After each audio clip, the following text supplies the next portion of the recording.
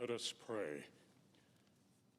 Eternal, unchanging God, you are our rock, our fortress, and our stronghold.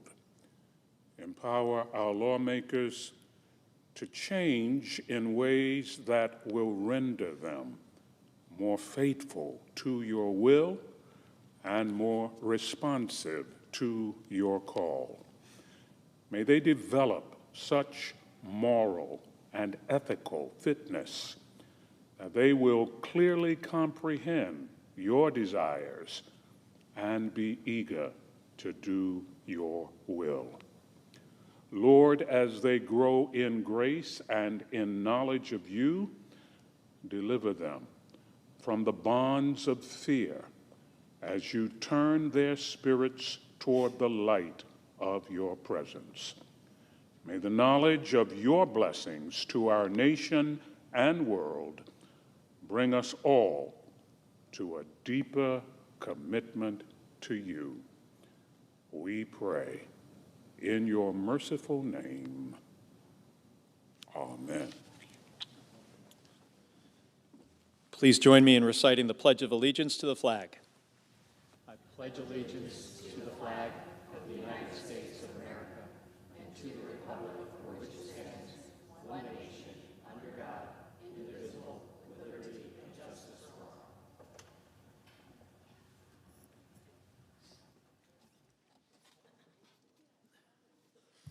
The clerk will read a communication to the Senate. Washington, D.C., December 3rd, 2024. To the Senate. Under the provisions of Rule 1, Paragraph 3 of the Standing Rules of the Senate, I hereby appoint the Honorable Mark Kelly, a senator from the state of Arizona, to perform the duties of the chair. Signed, Patty Murray, President pro tempore. Under the previous order, the leadership time is reserved, morning business is closed, and under the previous order, the Senate will proceed to executive session to resume consideration of the following nomination, which the clerk will report. Nomination, the Judiciary, Anthony J. Brindisi of New York to be a United States District Judge for the Northern District of New York.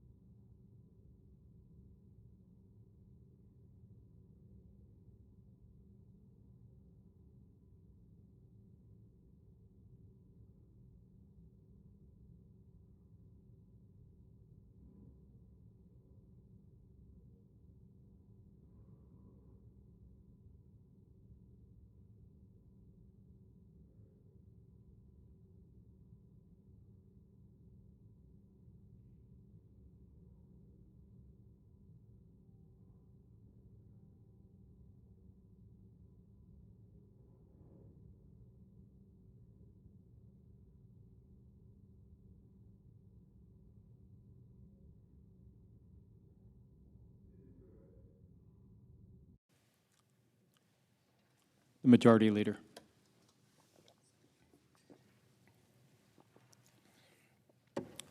Mr. President, this morning, the Democratic Caucus, the Senate Democratic Caucus, held leadership elections for the 119th Congress. I am grateful, I am honored, I am humbled that my colleagues have again unanimously elected me to serve as their Democratic leader. To my Democratic colleagues, thank you for this opportunity. Thank you for extending to me your trust. Serving as Democratic leader has been one of the greatest honors of my time in public office, as has been representing the people of New York. It's allowed me to learn more from my colleagues than I could have possibly dreamed of when I first took this job. And after 4 years of the most productive and consequential years the Senate has had in decades, it's galvanized by faith in this chamber's ability to get big things done for the country. Because, wow, we got a lot done, even in times of division, especially when bipartisanship prevails. And it did, as it did with so many of our bills. Most of the major bills we passed were done in a bipartisan way, so anyone who thinks in this chamber that we should abandon bipartisanship is making a huge mistake. Whether it's CHIPS and science or infrastructure or gun safety or helping the veterans, gay marriage, you name it, we did it in a bipartisan way. I pledge to dedicate every ounce of my strength and my focus and wit, however much I have of that, to keep serving as leader dutifully in the years ahead, to help our caucus better serve the American people. And I want to say, Mr. President, that I love my caucus. They're just such a beautiful group of people. We don't all agree. We're from different parts of the country, different ages and philosophies and backgrounds, but every one of my caucus members loves his or her country. Every one of them has made huge sacrifices to be here, and every one of them strives for unity, and it's one of the reasons we've been so successful in my last 4 years as Majority Leader, because our caucus has been great. I am thankful. I sent a little message to every member of my caucus on Thanksgiving Day that I'm thankful for them. Thankful for them. It's a great group. It's a great group. Congratulations, of course, to my fellow Democrats to serve on our caucus's leadership as well. You can't do it all alone. And I'm glad to count the members of our leadership team and every member of my caucus as a friend, in addition to being your faithful colleague. I'd also like to thank our dear friend, Senator Patty Murray, who for the last 2 years has served this chamber and served the American people faithfully as President pro tem of the Senate. Not now, everyone here knows no senator can get through the day or even through the hour without an incredible staff. I have an amazing staff, led by Mike Lynch, who's been with me since just about I started, leading our team in Washington, and Martin Brennan, who's also been with me since just about I started in New York. What an amazing group of dedicated people. I am blessed, truly blessed, to have such a great staff. And I thank them, each and every one, for their dedication, their brilliance, their unflinching faith in our democracy. And I wish to thank all of the staff across the Senate who do our caucus's work. You're the unsung heroes of our democracy. Every one of our staffers labors hard. Just about everyone could go out and make more money, but they're dedicated to making this country a better place, to helping the working people of America. We're lucky and blessed to have such a great staff. And I want to send a particular thanks to the Senate floor staff. We weren't able to get this much done without them, and particularly to Gary Merrick and the miracle workers in the cloakroom who make this chamber come to life, as well as the members at the front desk. Thank you all. Now we have more work to do in this chamber before the year is out, and we'll have to hit the ground running when 2025 arrives. The challenges of our country remain great. Our divisions still run very deep, but our task in this chamber cannot and will not change. We are sent here to make life better for the American people. So thank you to all of my colleagues. Let the work continue. Now we are bidding farewell Today, 2 of our members on the Democratic side will give speeches of farewell. Later this afternoon, our colleague from California, Senator LaFonza Butler, will deliver her farewell address here on the Senate floor. Before she speaks, I want to share a few words about her time in the Senate. When our late colleague, Senator Feinstein, passed away a little over a year ago, I remember wondering to myself how anyone could ever follow in Diane's footsteps. To follow Diane, I knew it would take someone really special, someone really smart, really honorable, someone who always stepped up to the plate. It would take someone like LaFonza Butler. Senator Butler wasn't out looking for this job. She didn't campaign for it, but it came to her doorstep. And when asked to serve, she answered with great humility and a great sense of service and belief in America. She followed her innate calling for service, which she learned while watching her mom work multiple jobs to keep their family above water. And for the last year, she represented her beloved California, a huge, complicated, and beautiful state, admirably. There's a general assumption around here, if you want to make a real difference in Washington, you have to spend years, sometimes people say even decades, learning the ropes and rising through the ranks. Well, Senator Butler sure turned that myth on its head. She proved that it isn't about how long you're here, it's about what you choose to do with the time you're here. And Senator Butler did a lot. As a member of the Judiciary Committee, Senator Butler had helped advance and confirm one of the most well-qualified and diverse classes of judicial nominees in recent history. She's been a champion for women and women's rights. She co-led legislation to restore the rights enshrined under Roe v. Wade. She's done great work to help bring our workforce up to speed in the age of artificial intelligence.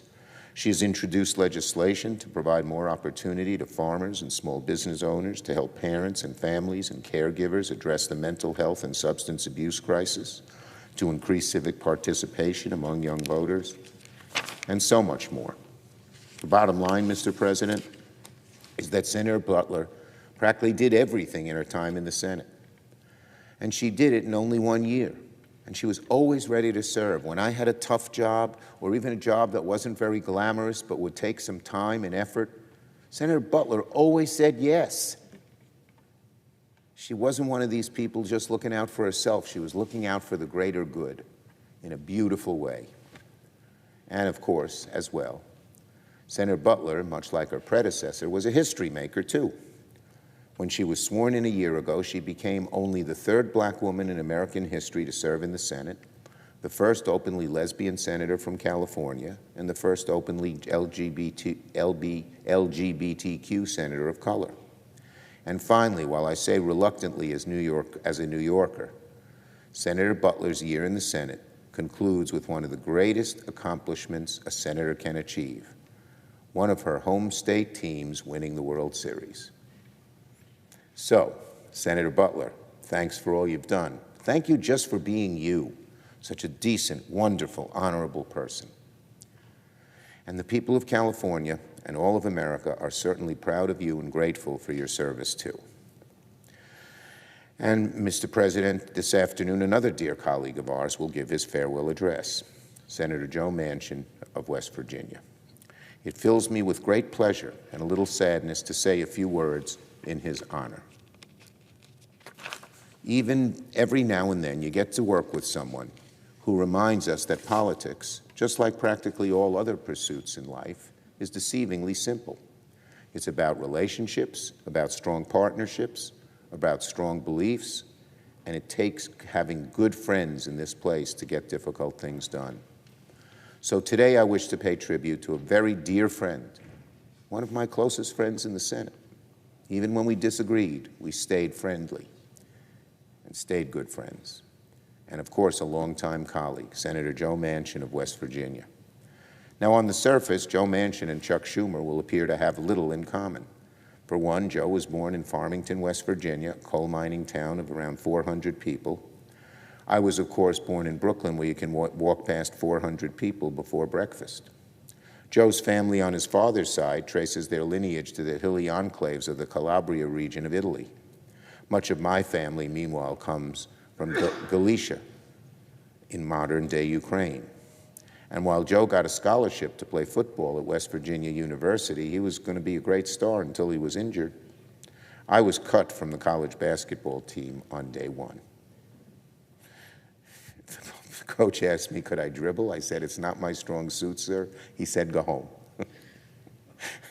Beneath the surface, however, Joe and I have some unexpected common links.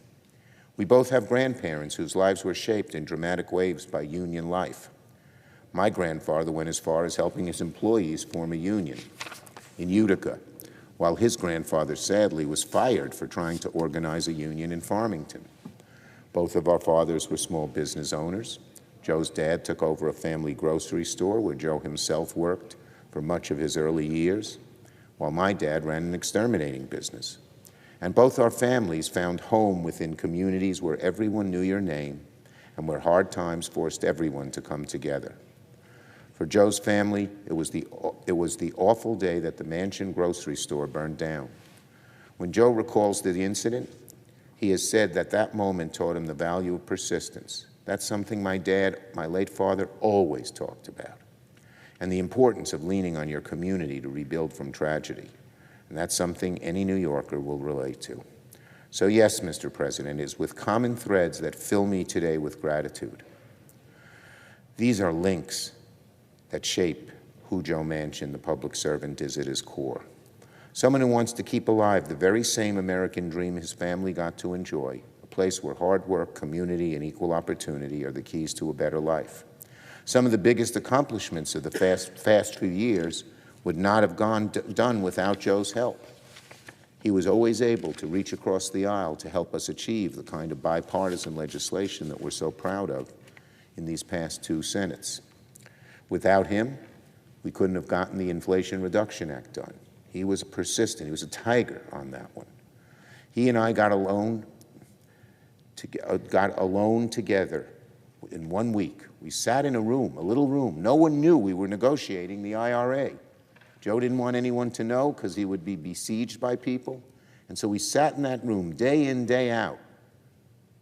And all of a sudden, the legislation, after no one knew we were doing it, popped out.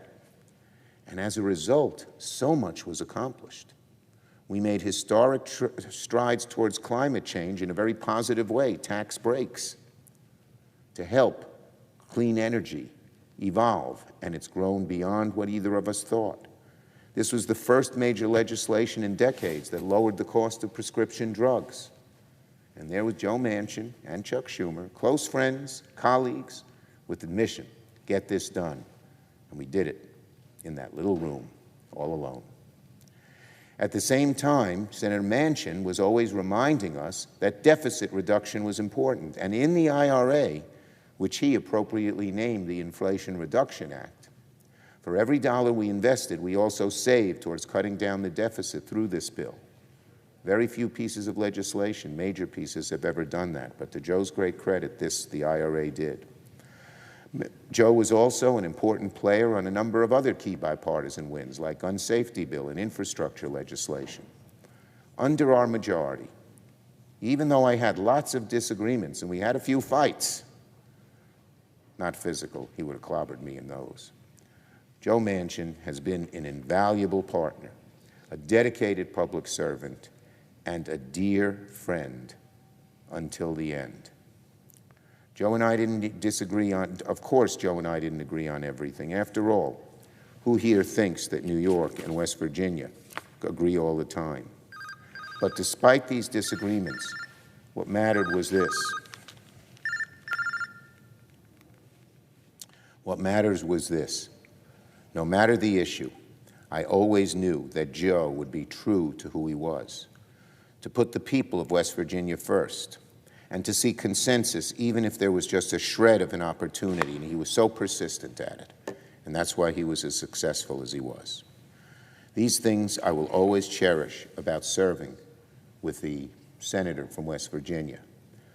But we were just close friends, aside from politics. We talked to each other all the time. We each knew each other's phone numbers by heart. That 304 number popped up on my phone more than just about any other. And we had some great times together. Some of the happiest times I've had in the Senate were on Joe Manchin's boat he would bring in great Italian food, and then he'd turn on his sound system, and we'd all be singing, Democrats and Republicans, hits from the 50s, 60s, 70s. Joe would just play the first 2 or 3 notes, and then we'd have to guess what the song was. We were both pretty good at it. And what great times they were. Joe's the kind of friend who breaks the tension with a sudden joke, the kind of colleague who breaks gridlock with a helping hand, and the kind of public servant who breaks cynicism by reminding everyone that what we do here, we do for the people back home. So, Joe, thank you for the many good years of partnership in this chamber. As you know, I tried to recruit you successfully when you first ran, and you've had great service to our country since then. And I hope you don't regret that I recruited you and you came here. I'm sure you don't, because you've done so much and made so many good friends. Joe, thank you for all you've done serving our country, serving the people of West Virginia. We wish the best to you, to Gail, to your beautiful family, which you always talk about, and to all the people of West Virginia, who you so admirably served. I yield the floor.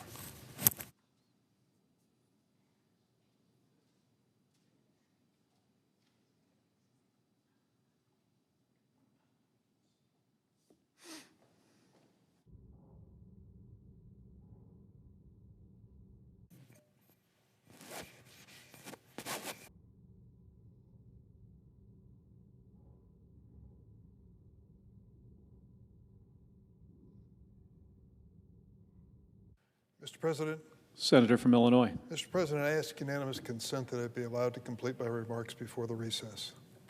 Without objection. Thank you, Mr. President. I want to echo the comments just made by the Majority Leader, Senator Schumer, of my gratitude to the Democratic Caucus for giving me an opportunity to continue to serve as the whip. The whip, I'm often asked, is what it's all about.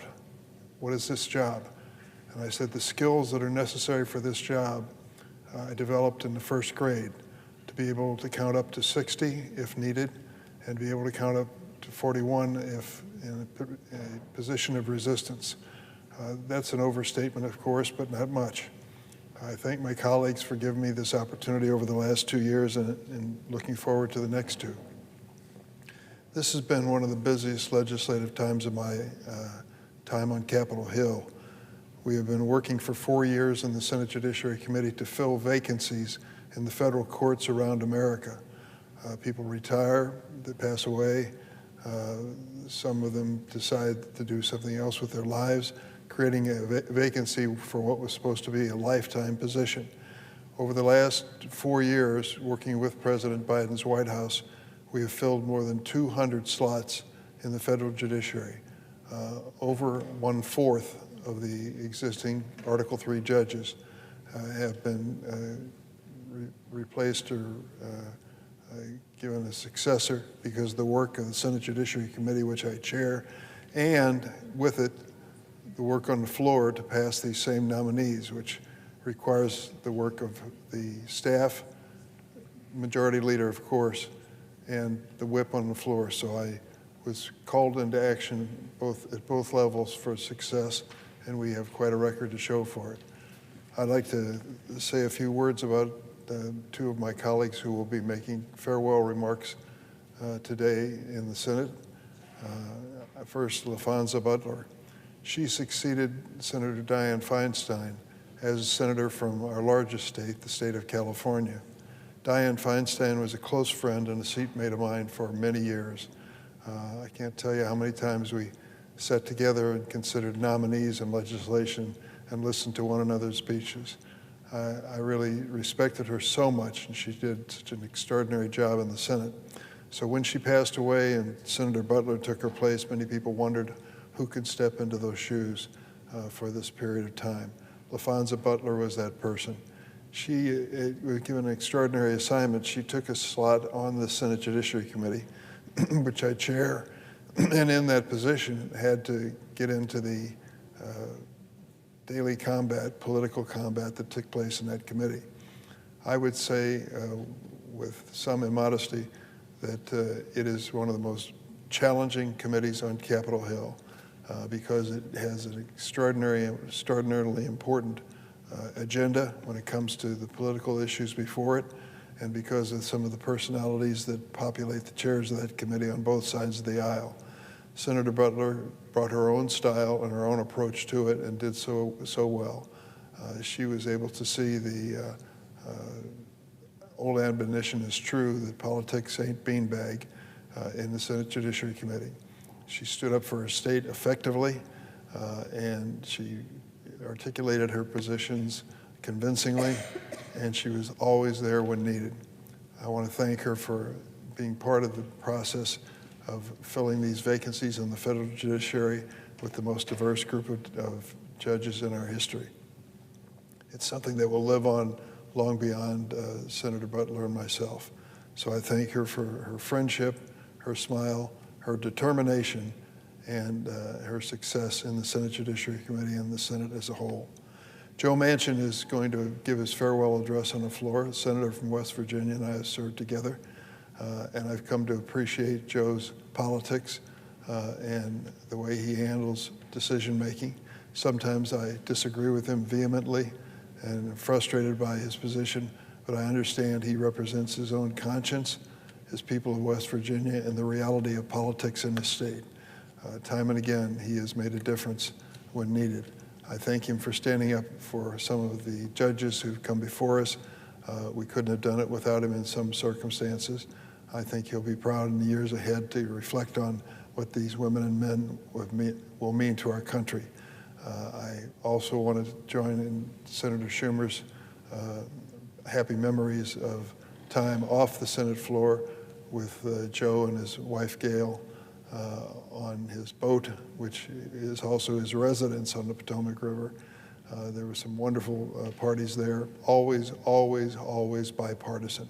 That has been the hallmark of Joe Manchin's career, and it really makes a positive difference in the work of the Senate.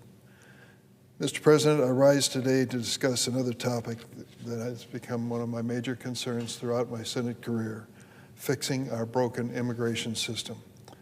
As the son of an immigrant from Lithuania, my personal story exemplifies the experience of immigrants in this country and just how far the American dream can take you when you're afforded the opportunity.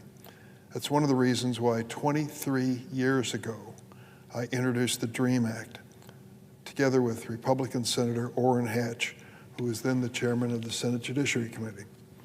This bipartisan legislation was very simple.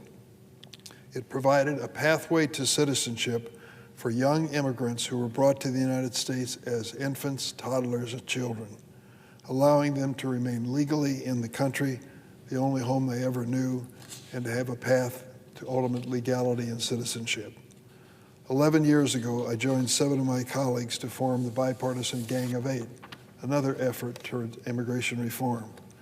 We worked hard, 4 Democrats, 4 Republicans, and drafted a comprehensive immigration bill that included the DREAM Act. That bill passed the Senate with 68 bipartisan votes, yet House Republicans refused to even consider it and debate it.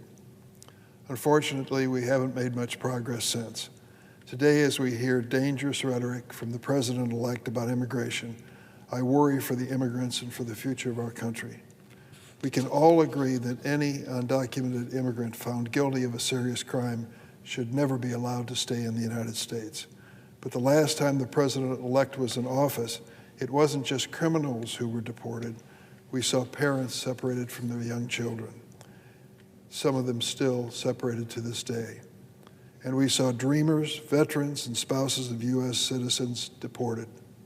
They weren't criminals. Many of them were pillars in their home communities. Next week, I'll hold a hearing in the Senate Judiciary Committee focused on the chaos and cruelty that President-elect Trump's promised mass deportations could bring to our communities and our country. I rise today to highlight one of the dreamers whose loss would deeply impact her community and her family.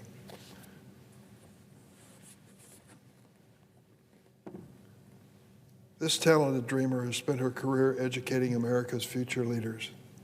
This is the 147th story of a dreamer that I've told on the Senate floor. This young woman's name is Dulce Martinez. better known by her students as Mrs. Martinez. She was brought to the United States from Puebla, Mexico, when she was 14 years old. As a child, she loved school and dreamed of becoming a computer teacher. But when a college counselor told her that she wasn't eligible for college, even with good grades, she was crushed. She felt hopeless and dropped out of school. It wasn't until Miss Martinez started working that she realized her education meant too much to throw away. The skills she was learning on the job helped her realize just how valuable education was to her and to everyone else. She enrolled at the Borough of Manhattan Community College to finish her high school credits. She was able to obtain DACA, which allowed her to continue her studies at BMCC, where she received an associate's degree in early childhood education. She graduated with honors. Ms. Martinez went on to serve as BMCC mentor and employee, focusing on advocacy for immigrants and undocumented students. She also worked on the City University of New York Women's Centers Council. Today, Ms. Martinez has her dream as a lead teacher at Head Start Preschool in Brooklyn. She's pursuing a master's degree in early childhood education and conducted field work in early education.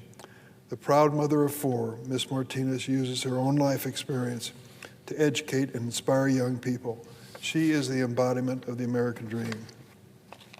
Would America be better off if she is deported? No, of course not. She's teaching young children to have a future and to believe in themselves and the basic education that made her life so successful. DACA was a program put together by President Obama to pave the way for Ms. Martinez to pursue her dreams. But DACA was always intended to be a temporary stopgap until Congress did its job and fixed the broken immigration system by law.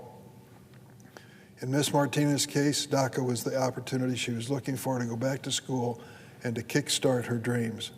But since President Obama established the program, Republicans have waged a relentless campaign to overturn DACA and deport these dreamers back to countries they do not even remember. Now this program is hanging by a thread in the courts due to legal challenges from Republican state attorneys general, and DACA recipients are forced to live with uncertainty day to day. Last year, a federal judge in Texas declared the DACA program illegal, though the decision left in place protections for current DACA recipients while the case is on appeal. Dreamers live in constant fear that the next decision will spend their lives. You and I have heard over and over again when President-elect Donald Trump came before his rallies and described the immigrants he wants to deport: murderers, rapists, terrorists, people with mental problems and such. He goes on, time and again. But of course, Ms. Martinez does not belong to any one of those categories. She has made a life in America and made America better. The litigation that I'm concerned about prevented at least 500,000 additional dreamers from registering for the program. During his first term, then President Trump tried to shut down the DACA program, but the Supreme Court blocked him. Now he's pledged to pursue a mass deportation campaign. I'm going to do everything in my power to defend dreamers from being deported from the only country they call home. And I'm willing to work with anyone, including President-elect Trump, to pass legislation to give dreamers like Ms. Martinez a chance. I urge my colleagues to meet with these dreamers, come to know them, and in their states they're going to find that they're making invaluable contributions. These young people are ready and willing to help make America better. Dreamers like Dulce Martinez have earned the right to put down roots, raise families, further their education, and continue contributing to our society without the threat of deportation hanging over their heads. It's time for Congress to get to work on a bipartisan basis, to defy the so-called experts, and to pass the DREAM Act and immigration reform. It's the right thing to do, and it's long overdue. Mr. President, I yield the floor.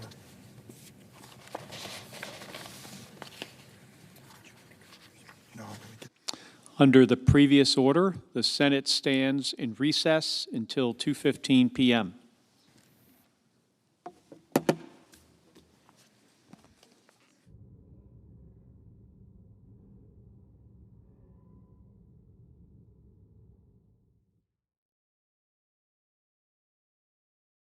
Senate will come to order.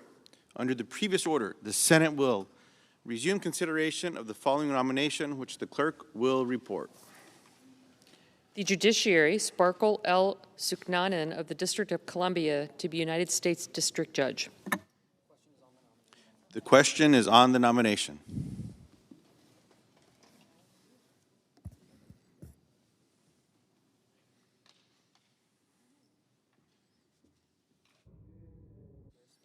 Is there a sufficient second? There appears to be. The clerk will call the roll.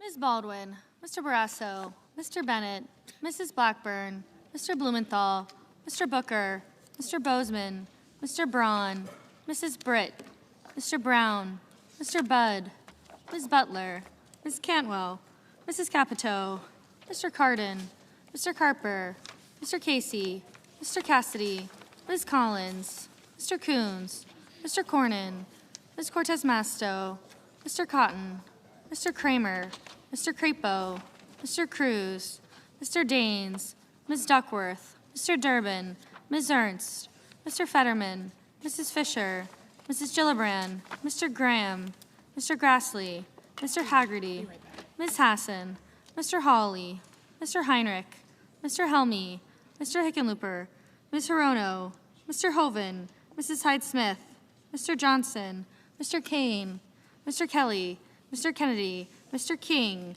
Ms. Klobuchar, Mr. Langford, Mr. Lee, Mr. Lujan.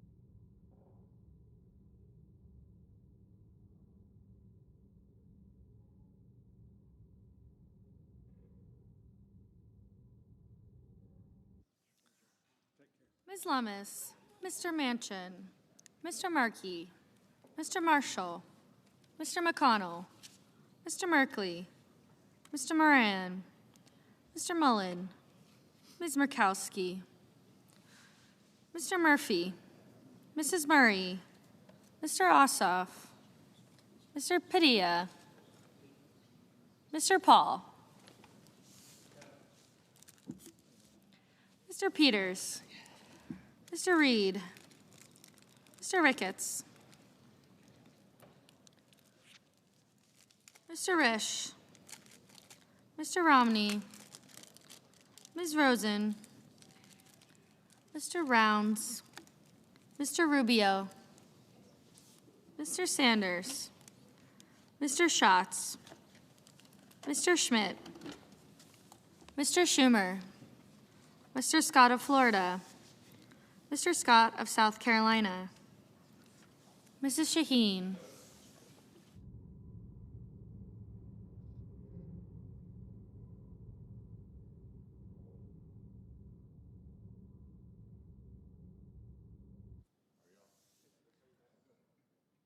Ms. Sinema, Ms. Smith,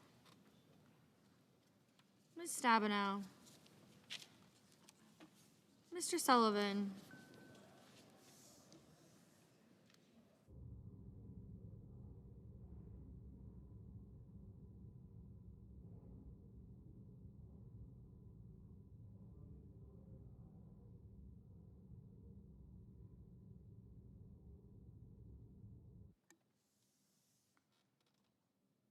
Mr. Tester, Mr. Thune, Mr. Tillis, Mr. Tuberville, Mr. Van Hollen, Mr. Vance, Mr. Warner,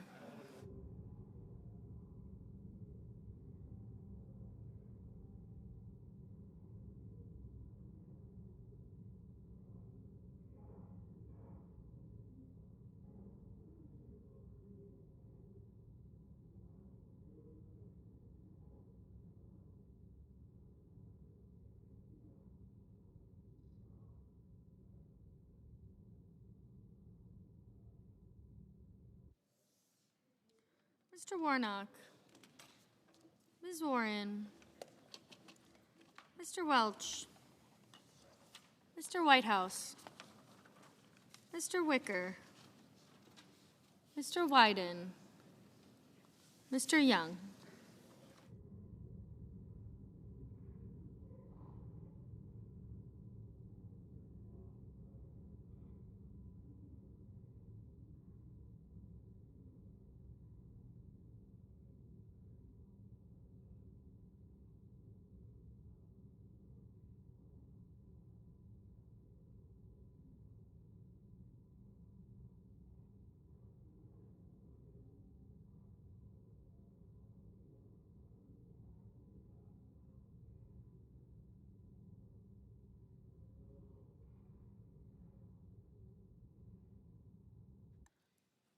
Senators voting in the affirmative: Brown, Cardin, Hickenlooper, and Lujan.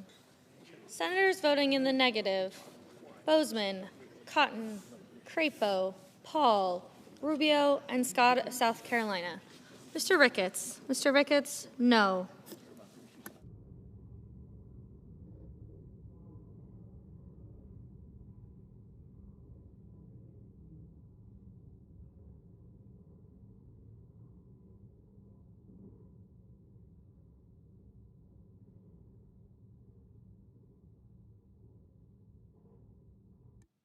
Mr. Merkley. Mr. Merkley, aye. Mr. Kelly.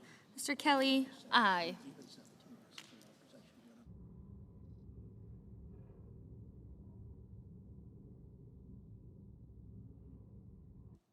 Mr. Kane. Mr. Kane, aye.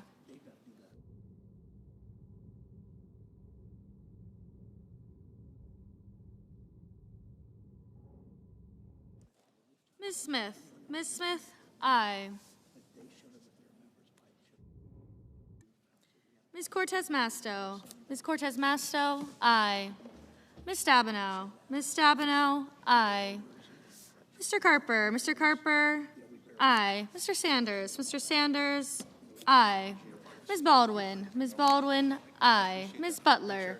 Ms. Butler, aye.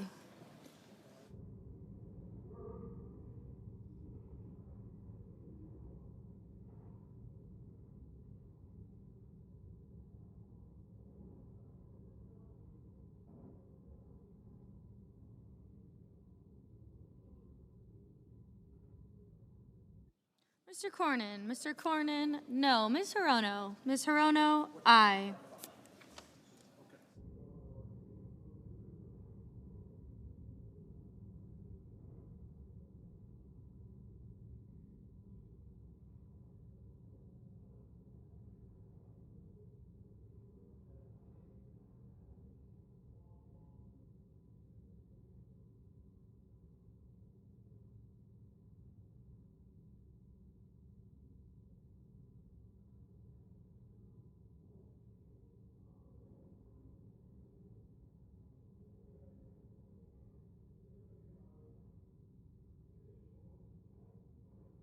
Mr. Tester. Mr. Tester, aye. Mr. Heinrich. Mr. Heinrich, aye.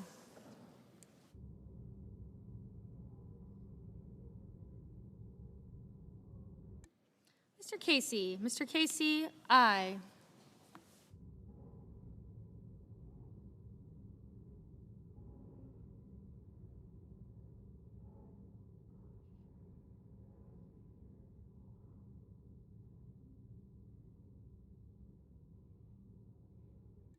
Mr. Warner. Mr. Warner, Aye.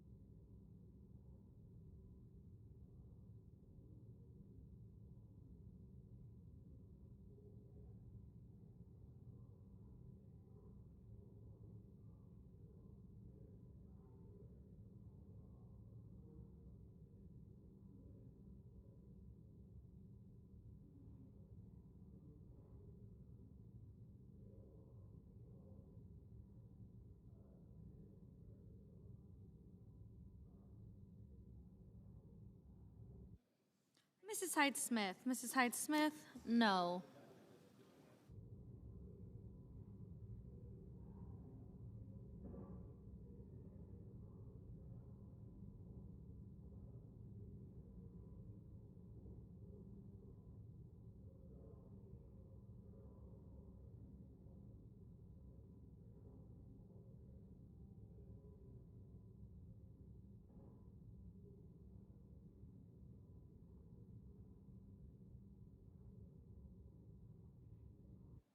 Ms. Hassan. Ms. Hassan, aye.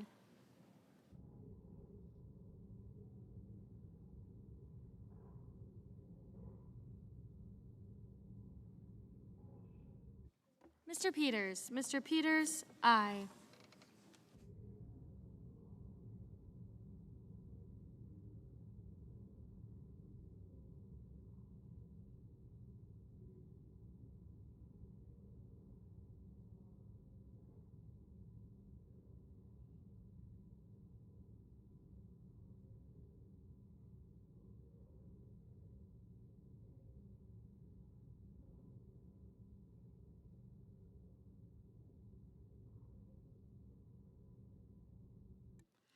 Mr. Langford. Mr. Langford, no.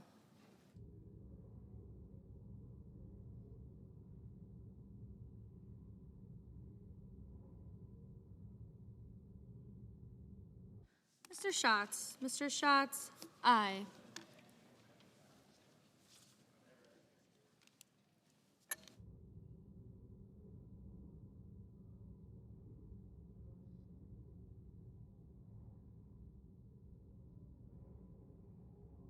Mr. Sullivan. Mr. Sullivan, no. Mr. Wyden. Mr. Wyden, aye.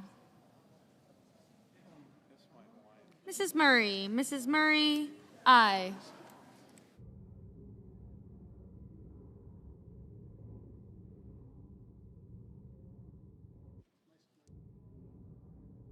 Mr. King. Mr. King, aye. Mr. Welch. Mr. Welch, aye.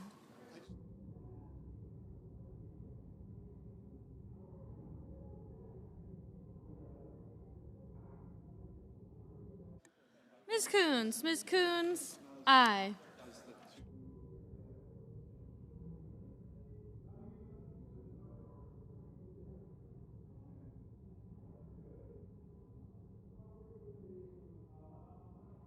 Ms. Duckworth. Ms. Duckworth, aye. Thank Mr. Van Hollen. Mr. Van Hollen, aye.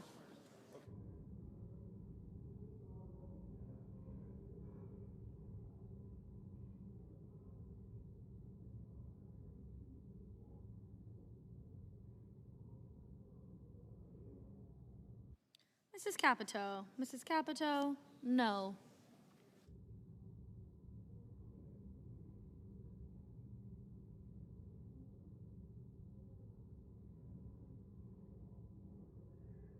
Mrs. Britt. Mrs. Britt, no.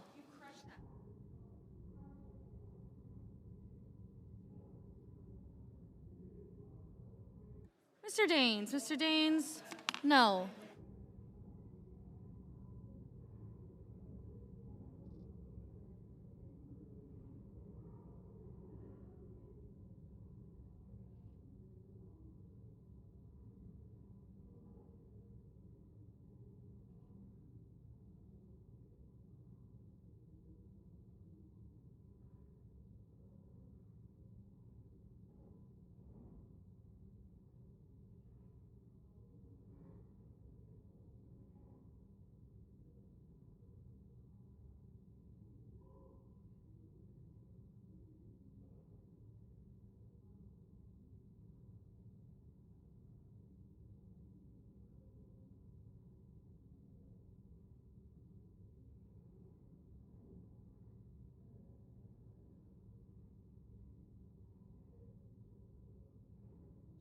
Mr. Schmidt. Mr. Schmidt, no.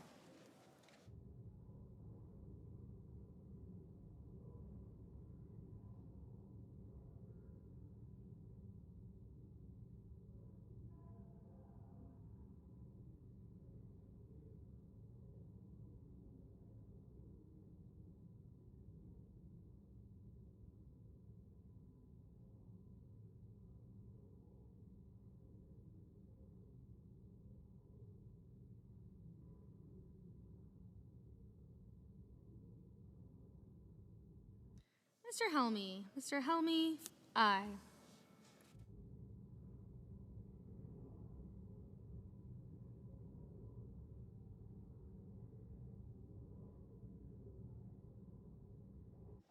Mr. Durbin. Mr. Durbin, aye.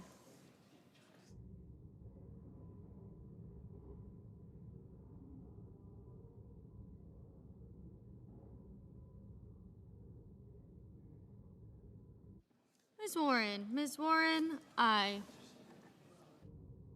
Mr. Blumenthal. Mr. Blumenthal, aye.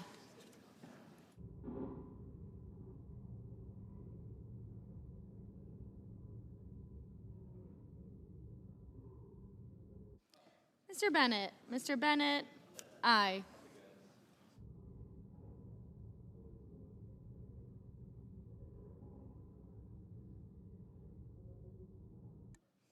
Mr. Tillis. Mr. Tillis, no.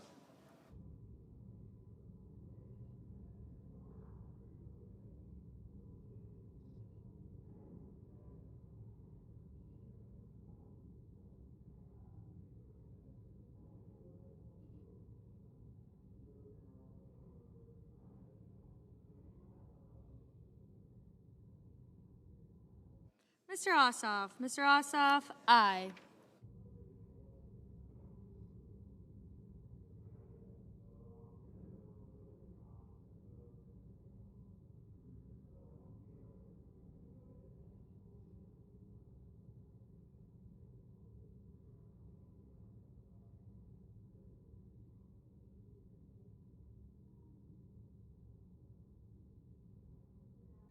Mrs. Gillibrand. Mrs. Gillibrand, aye.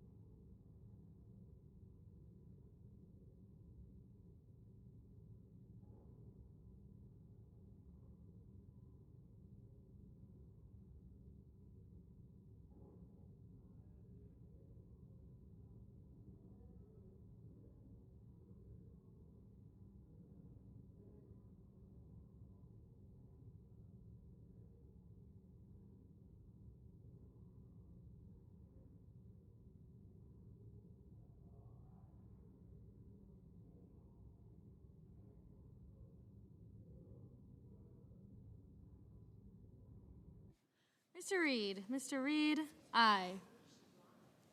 Ms. Collins? Ms. Collins, no. Mrs. Shaheen? Mrs. Shaheen, aye.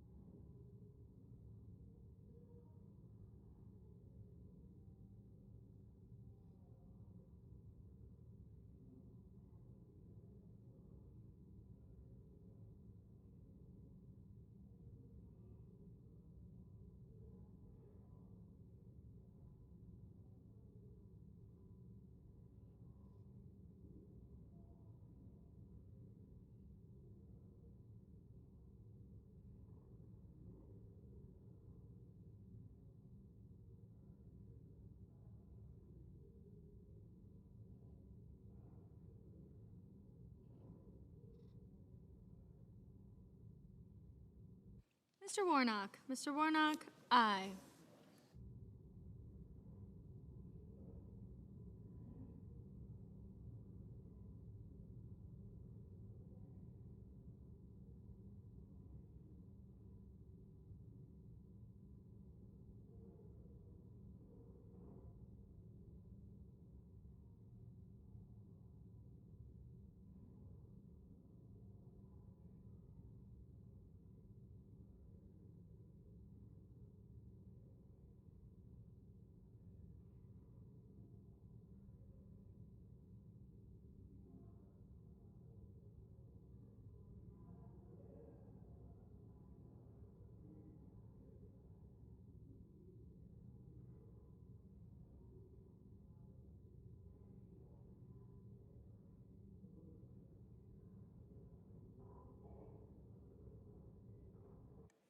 Ms. Cantwell? Ms. Cantwell, aye.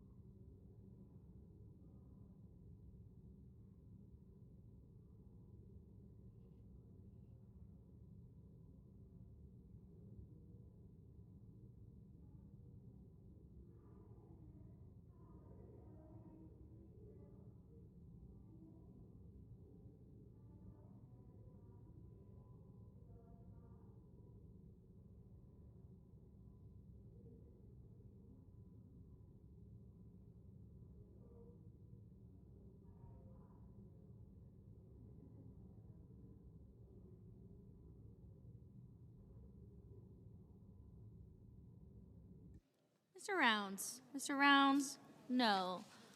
Mrs. Fisher? Mrs. Fisher, no. Mr. Graham? Mr. Graham, no.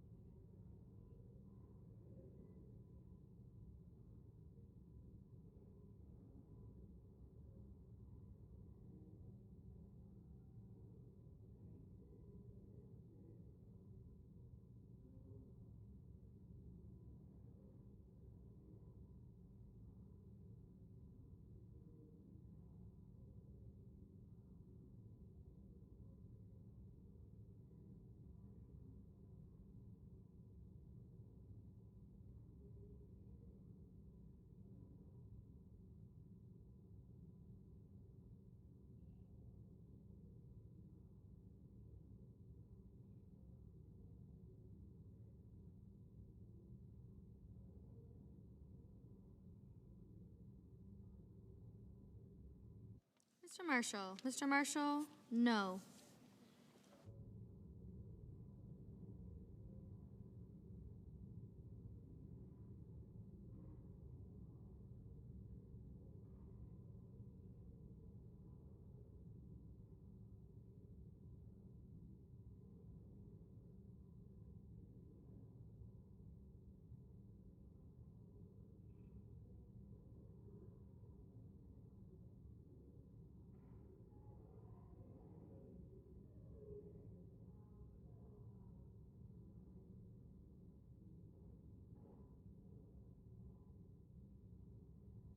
Mr. Thune? Mr. Thune? No.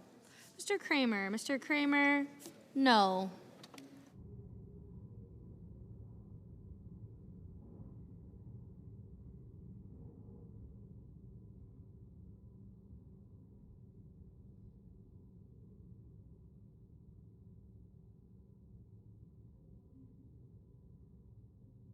Mr. Fetterman? Mr. Fetterman? Aye.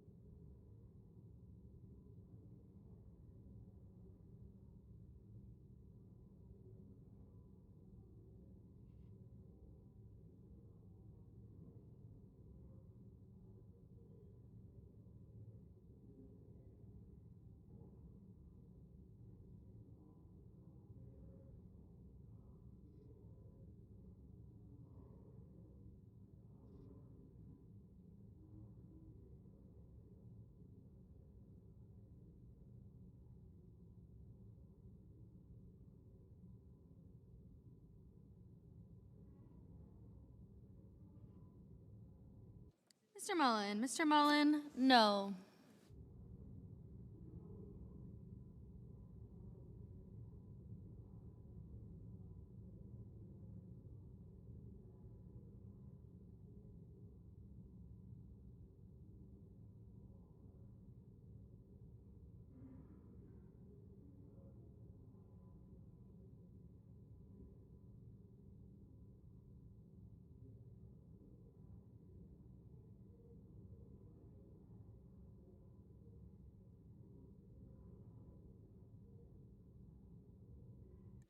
Ms. Ernst? Ms. Ernst? No.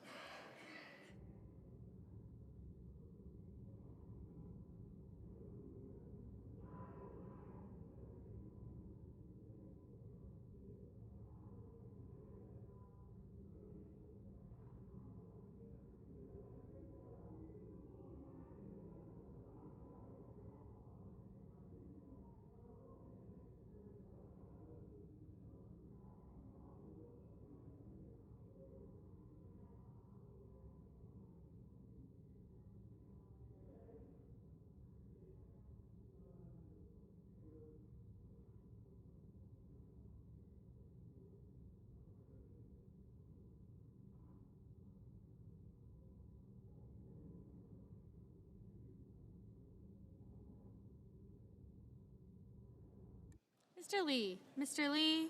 No.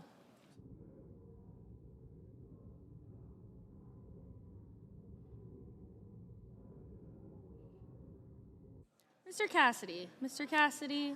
No. Mr. Ish? Mr. Ish? No.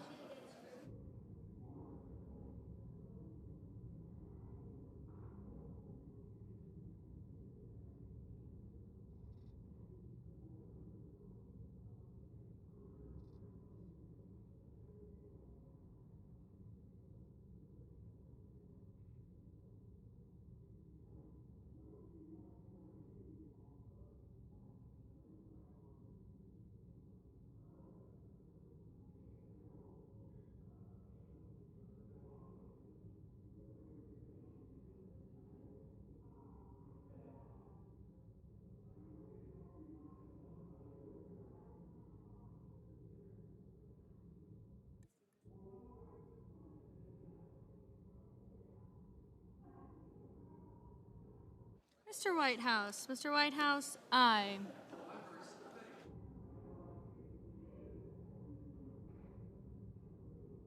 Mr. Johnson. Mr. Johnson, no. Mr. Tuberville. Mr. Tuberville, no.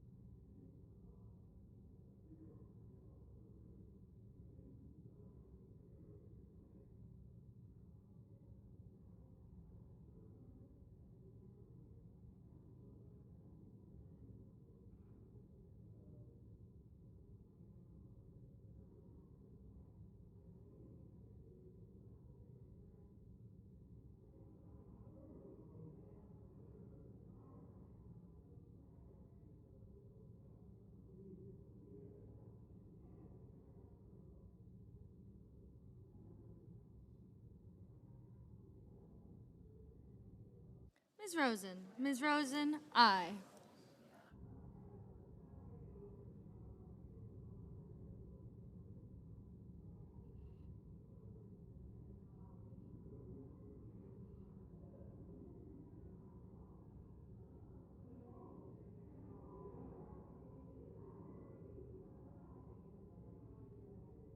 Mr. Booker. Mr. Booker, aye.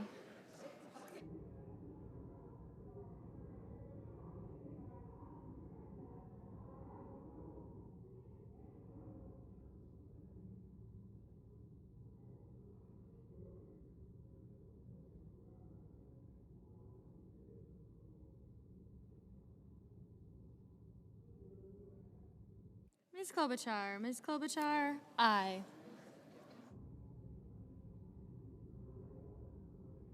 Mr. Grassley. Mr. Grassley, no. Mr. Schumer. Mr. Schumer, aye.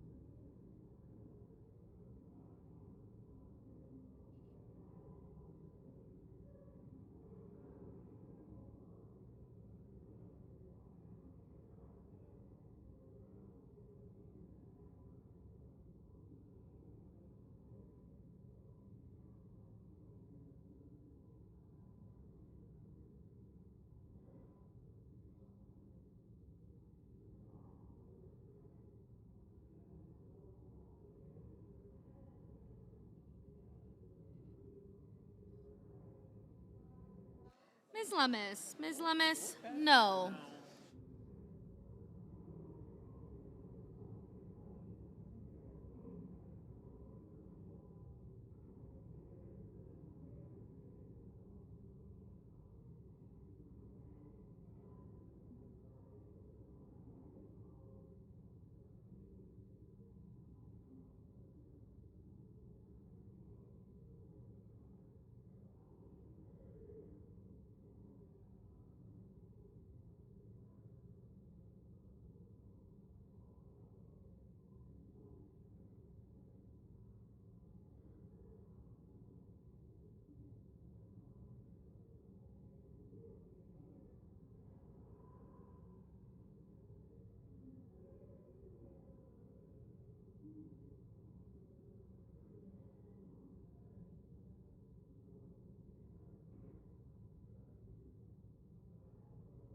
Mrs. Blackburn. Mrs. Blackburn, no.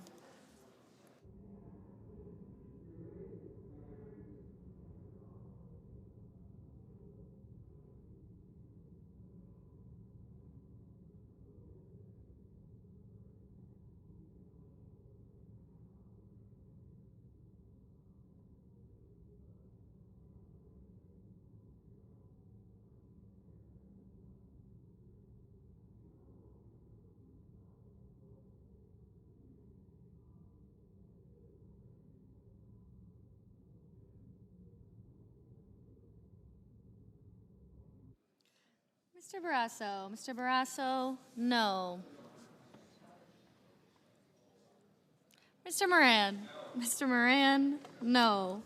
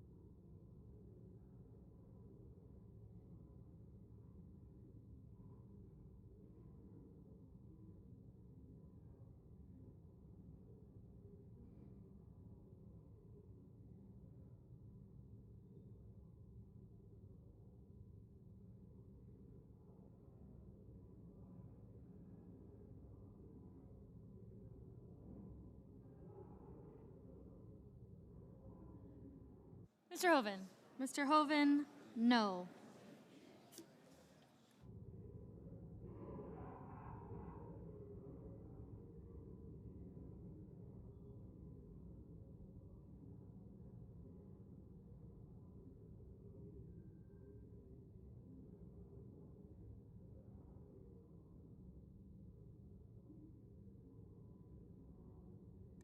Mr. Murphy. Mr. Murphy, aye.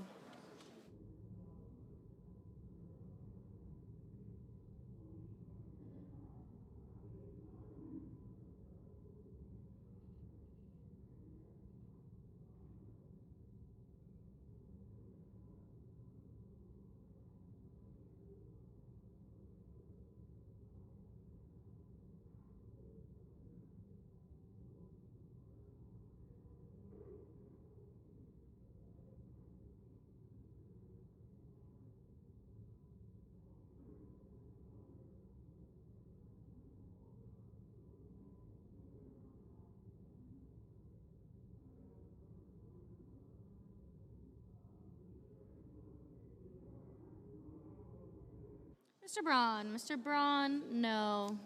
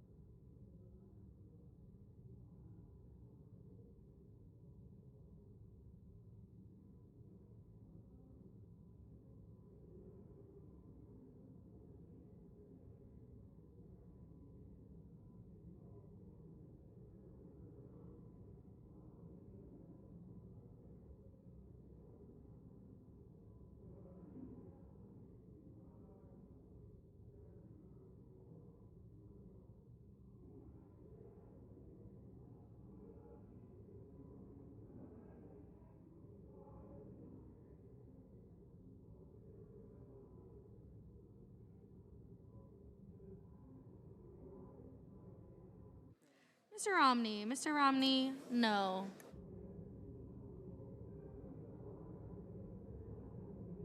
Mr. Murky. Mr. Murky, aye.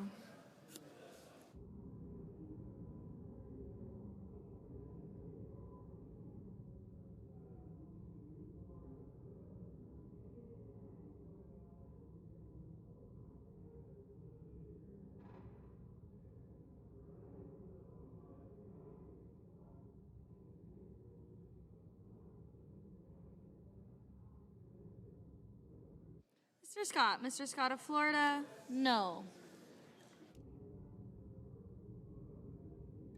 Mr. Young. Mr. Young, no.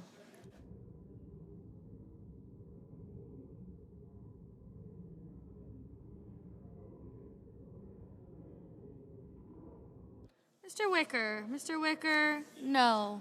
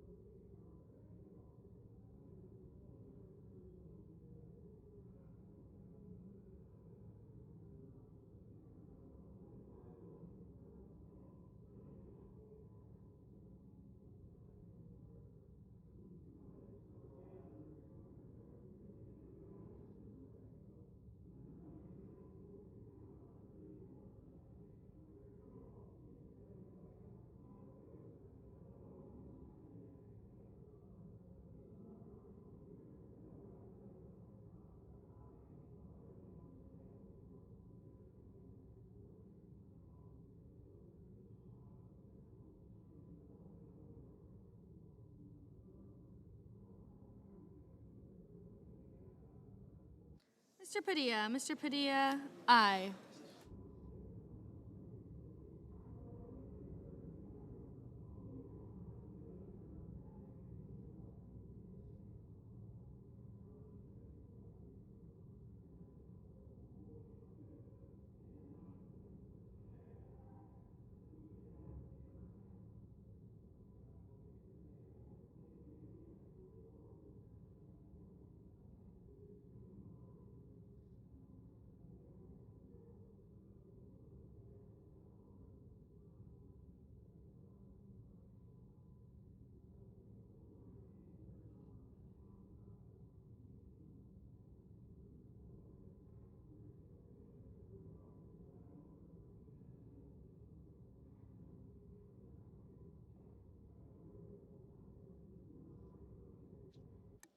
Mr. Budd.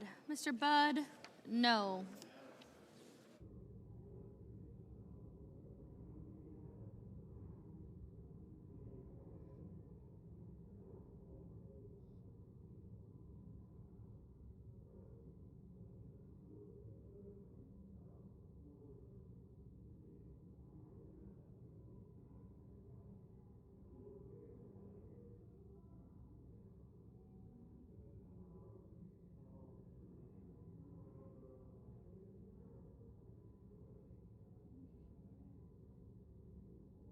Ms. Murkowski. Ms. Murkowski, no.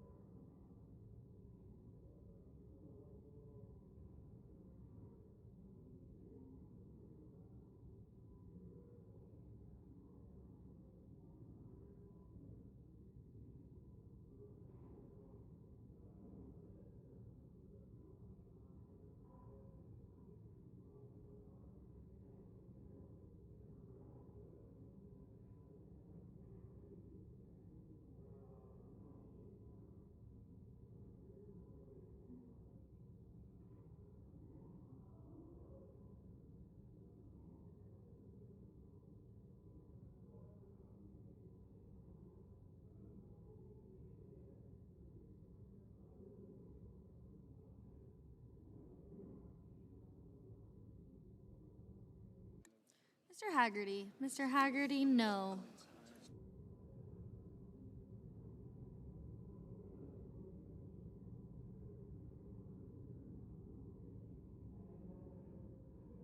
Mr. Cruz. Mr. Cruz, no.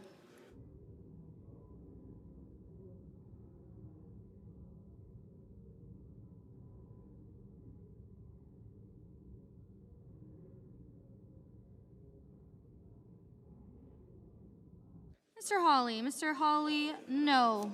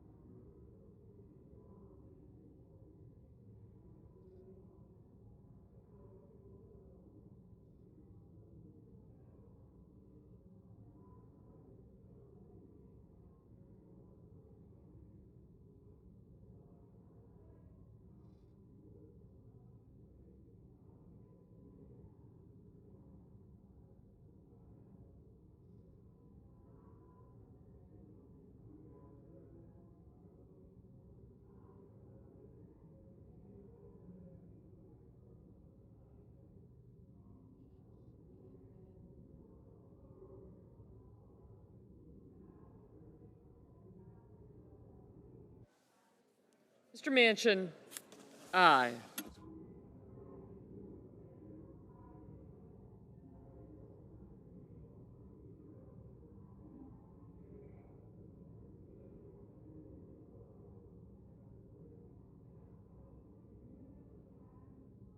Mr. McConnell, no.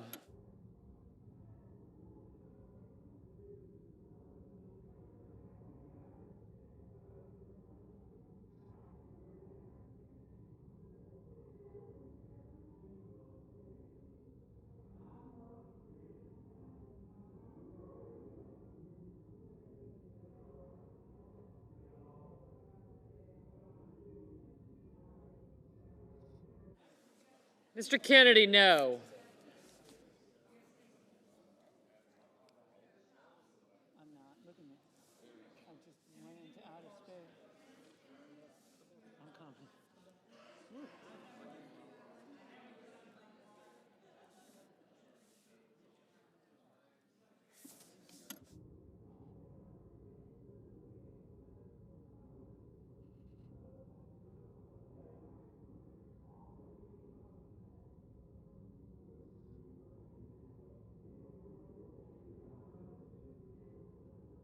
And the nomination is.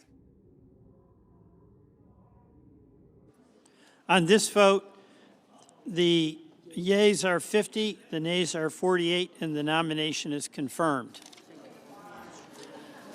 Fine. Previous order, the motion to reconsider is considered made and laid upon the table, and the President will be immediately notified of the Senate's action. Under the previous order, the Senate will resume consideration of the following nomination, which the clerk will report. The Judiciary, Catherine Henry of Pennsylvania, to be United States District Judge for the Eastern District of Pennsylvania. Is on the nomination. Is there a sufficient second? There appears to be. The clerk will call the roll. Ms. Baldwin, Mr. Barazzo, Mr. Bennett, Mrs. Blackburn, Mr. Blumenthal, Mr. Booker, Mr. Bozeman, Mr. Braun, Mrs. Britt, Mr. Brown, Mr. Budd, Ms. Butler, Ms. Cantwell, Mrs. Capito, Mr. Cardin, Mr. Carper, Mr. Casey, Mr. Cassidy, Ms. Collins, Mr. Coons, Mr. Cornyn.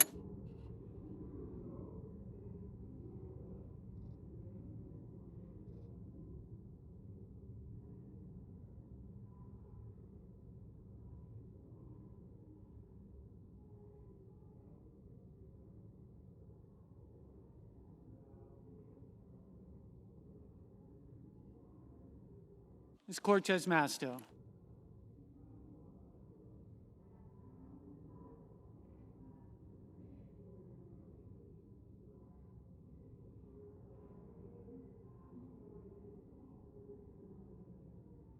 Mr. Cotton. Mr. Kramer. Mr. Crapo.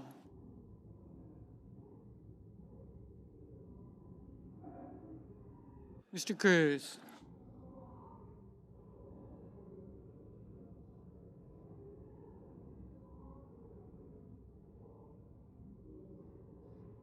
Mr. Daines.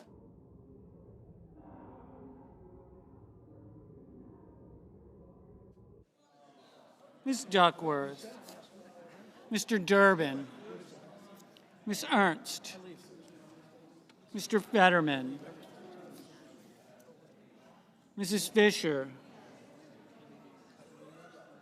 Mrs. Gillibrand, Mr. Graham, Mr. Grassley, Mr. Haggerty, Ms. Hassan, Mr. Hawley, Mr. Heinrich, Mr. Helmy, Mr. Hickenlooper, Mr. Rono, Mr. Hoven, Mrs. Hyde-Smith, Mr. Johnson, Mr. Kane, Mr. Kelly, Mr. Kennedy, Mr. King, Ms. Klobuchar, Mr. Langford, Mr. Lee, Mr. Lujan, Ms. Lummis, Mr. Manchin, Mr. Markey, Mr. Marshall, Mr. McConnell, Mr. Merkley, Mr. Moran, Mr. Mullen, Ms. Murkowski, Mr. Murphy, Mrs. Murray, Mr. Ossoff, Mr. Padilla, Mr. Paul, Mr. Peters, Mr. Reed, Mr. Ricketts, Mr. Risch, Mr. Romney,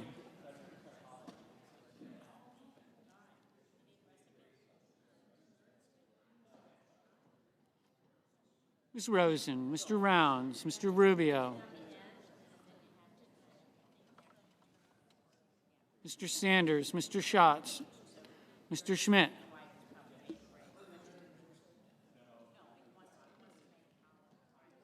Mr. Schumer,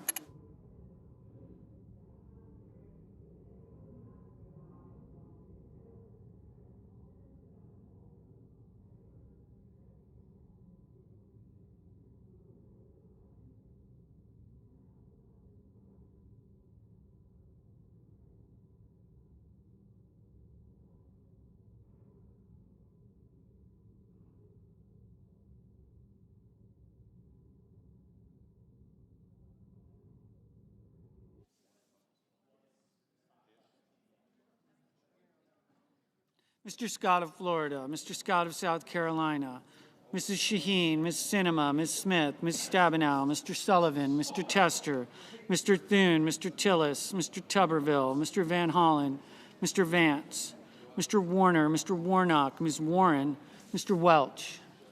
Yes. Mr. Whitehouse, Mr. Wicker, Mr. Wyden, Mr. Young.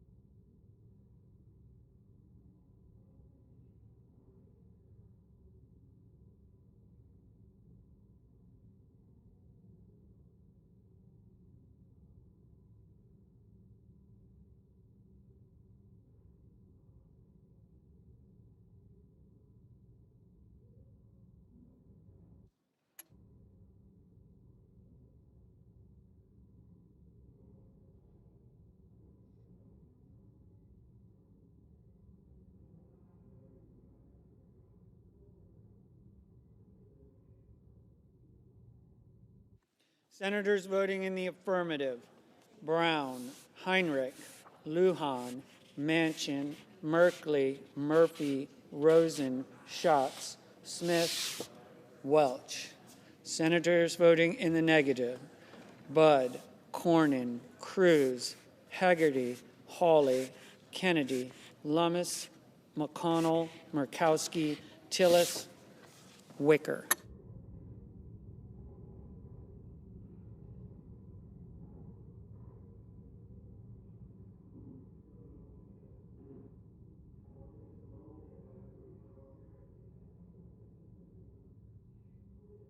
Mr. Moran. Mr. Moran, no.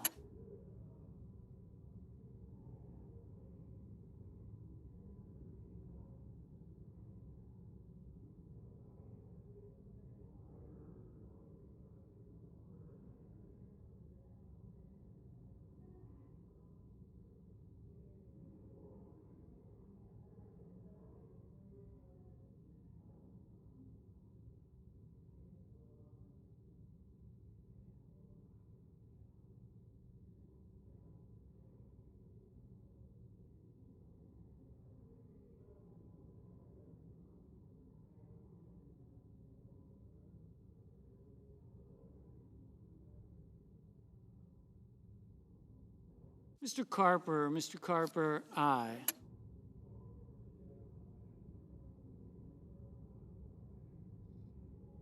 Ms. Stabenow, aye.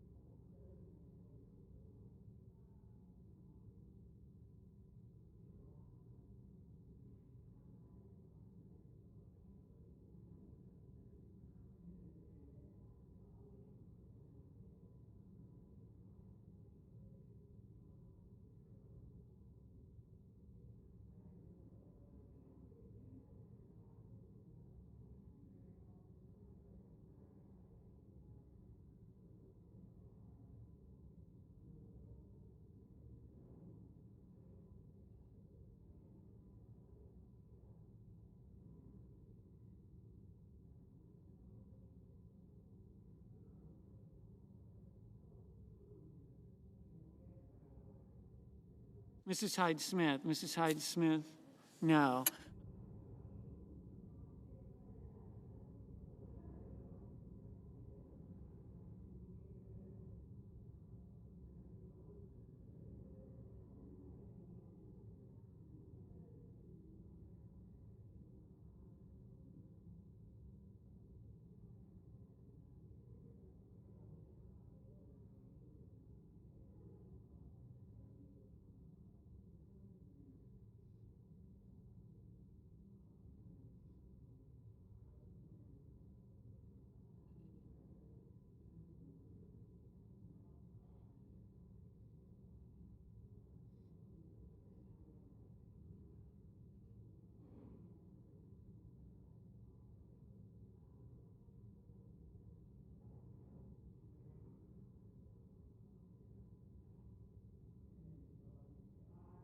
Mr. Wyden, aye.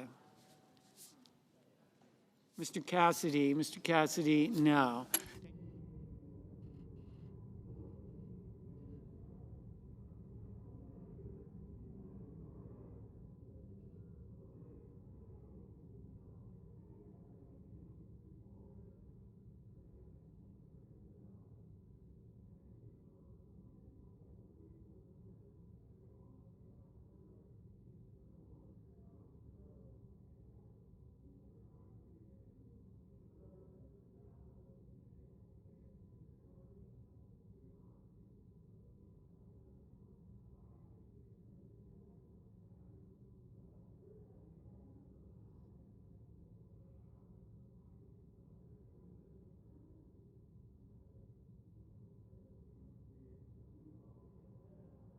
Mr. Romney, Mr. Romney, no.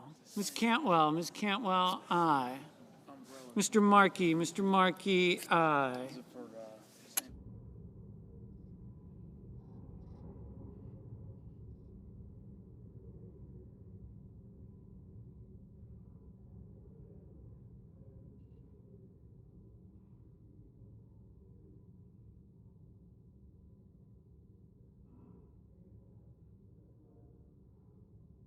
Mr. Bozeman, no.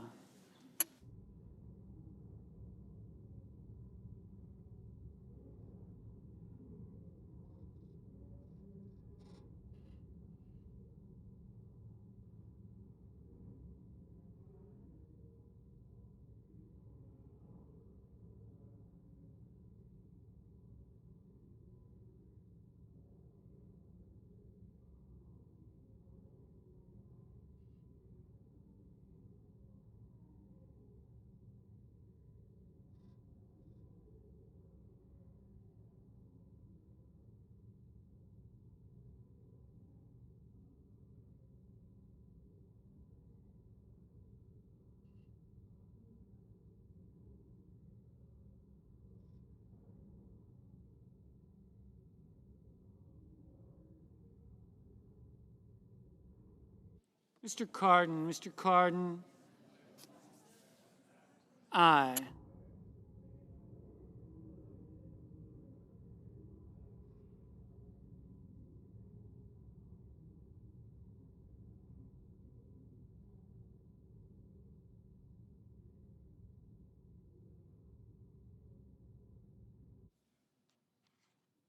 Mr. Hickenlooper, aye.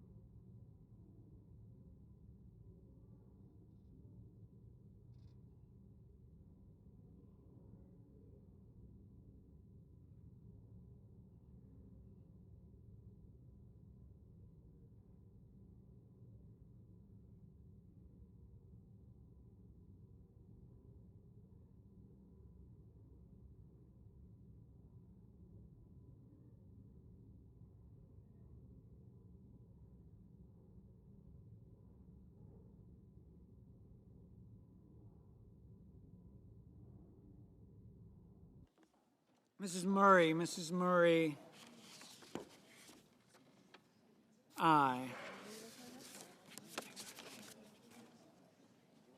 Mr. Blumenthal, aye.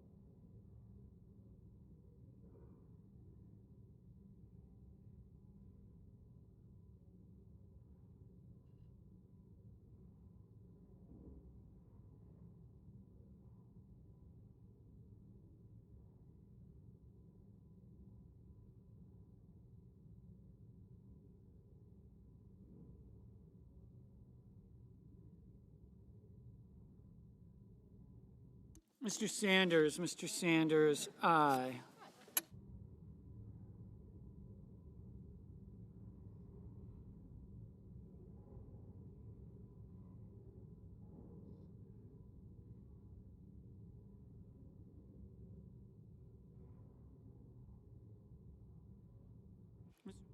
Mr. Rono, aye.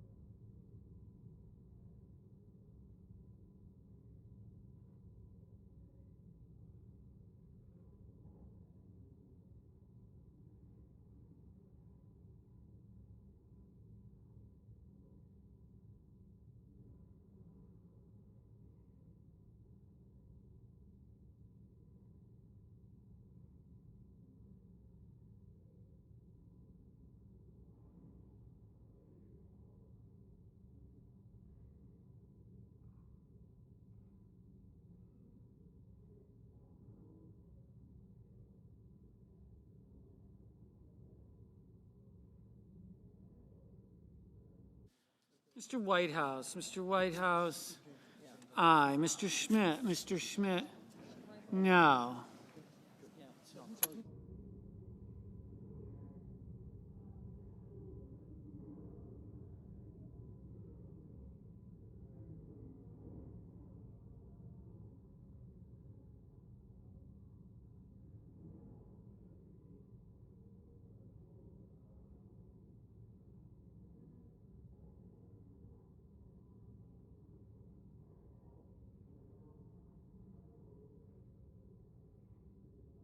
Mr. Coons, aye.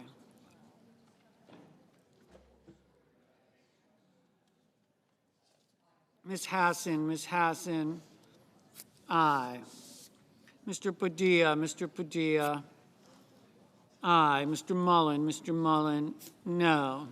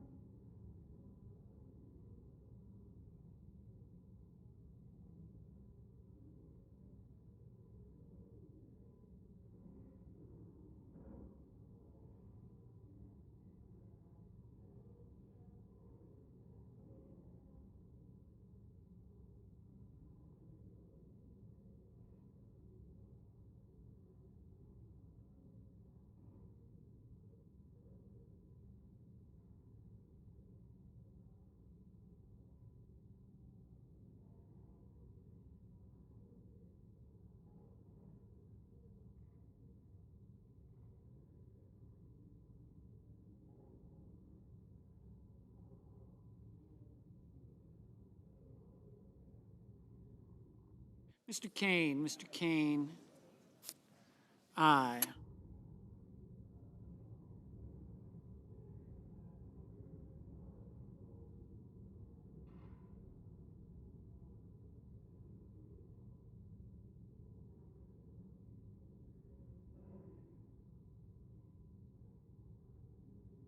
Mr. Ossoff, aye.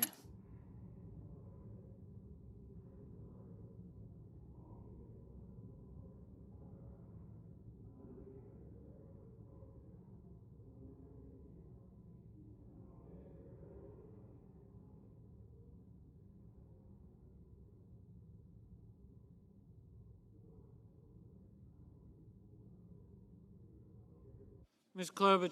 Klobuchar, aye.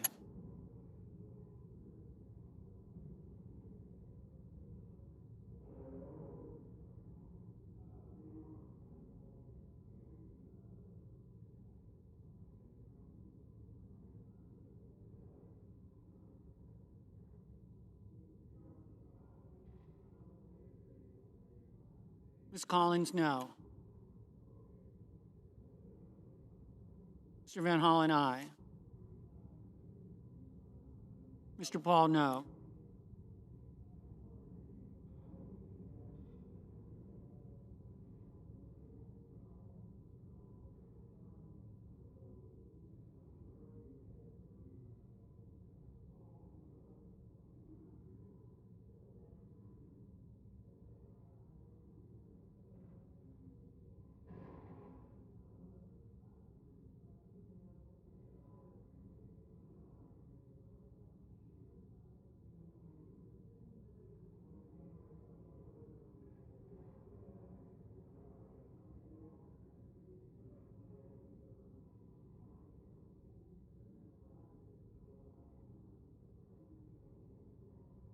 Mrs. Shaheen, Mrs. Shaheen, aye.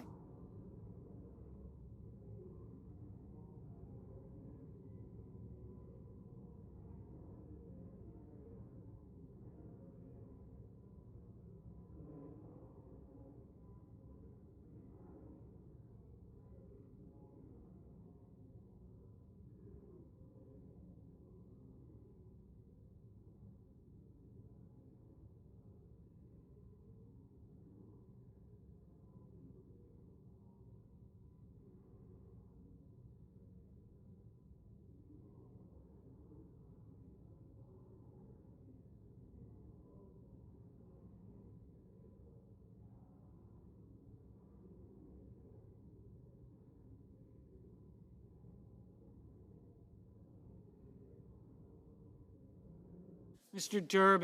Durbin, aye.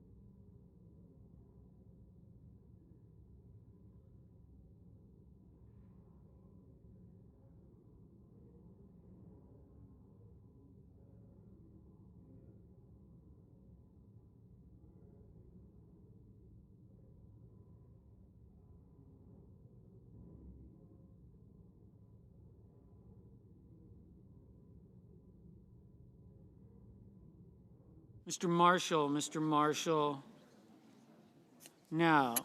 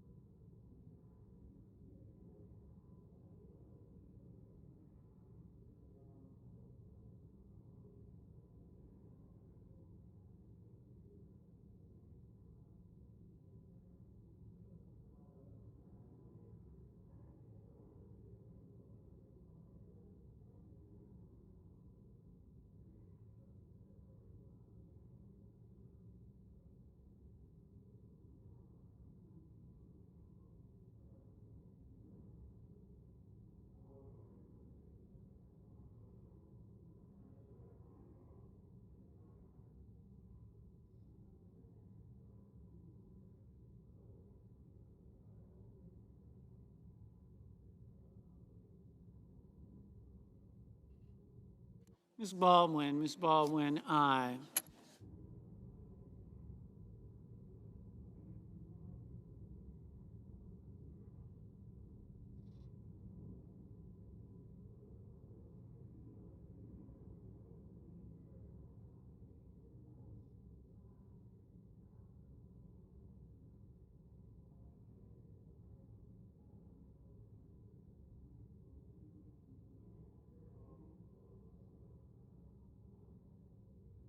Mr. Barrasso, no.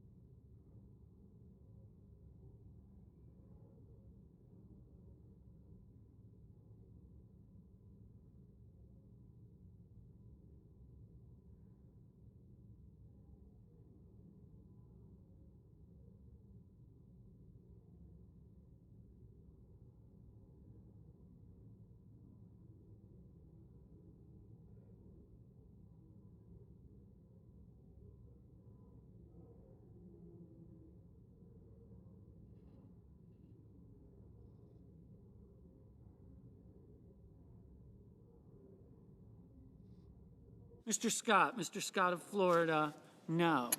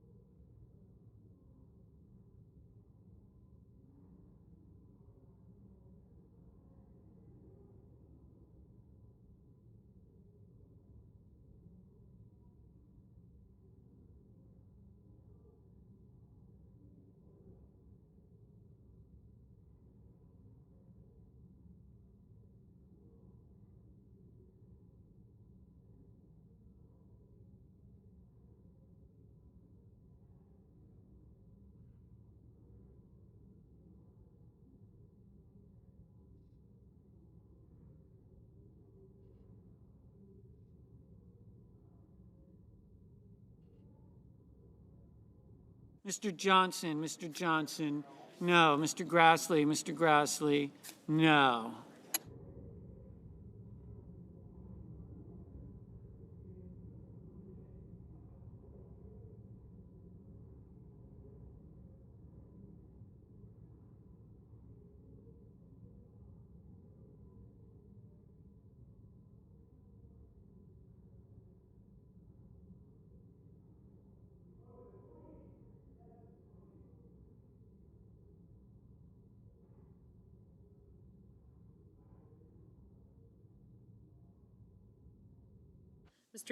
Mr. Young, no. Mr. Sullivan, no.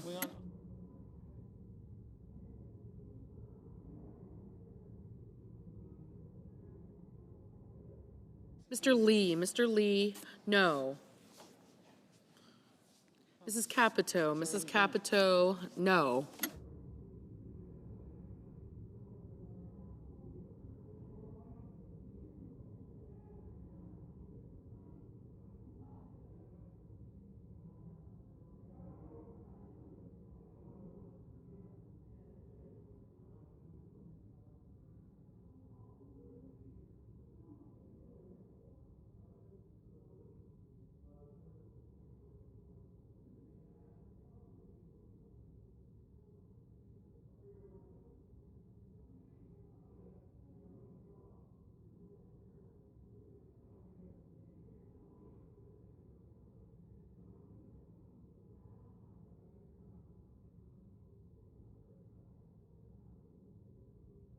Mrs. Fisher, no.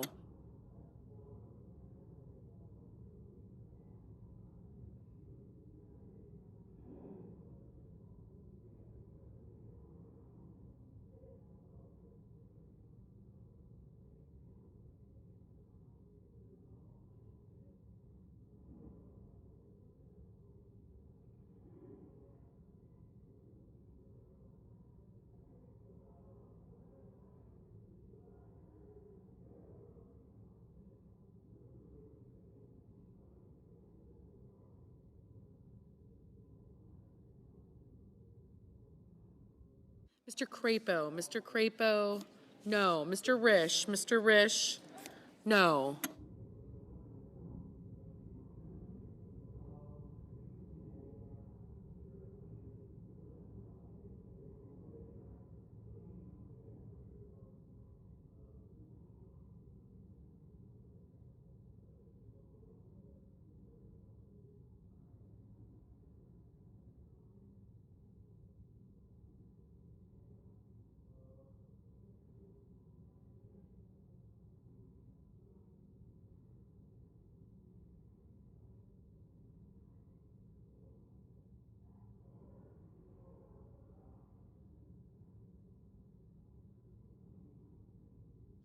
Ms. Ernst, no.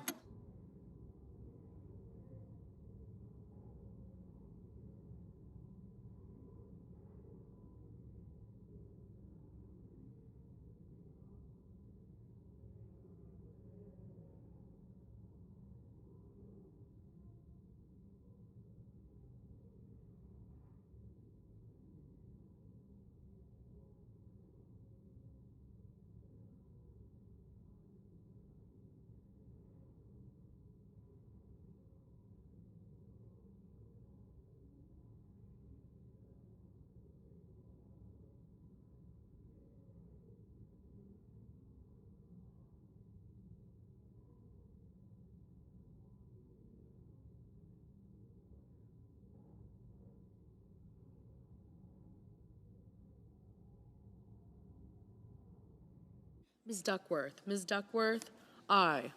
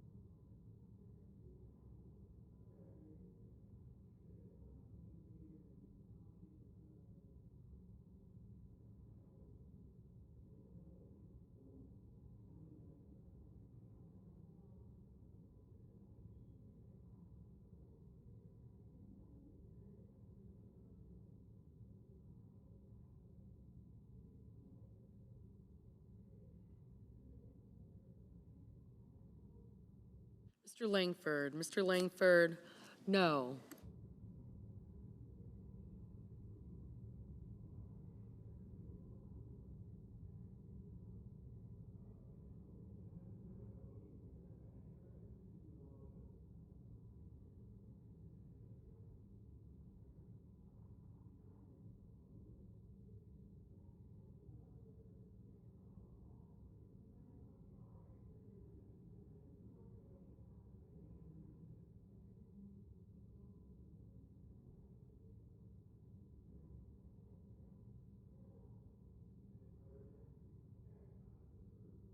Mr. Schumer. Mr. Schumer, aye.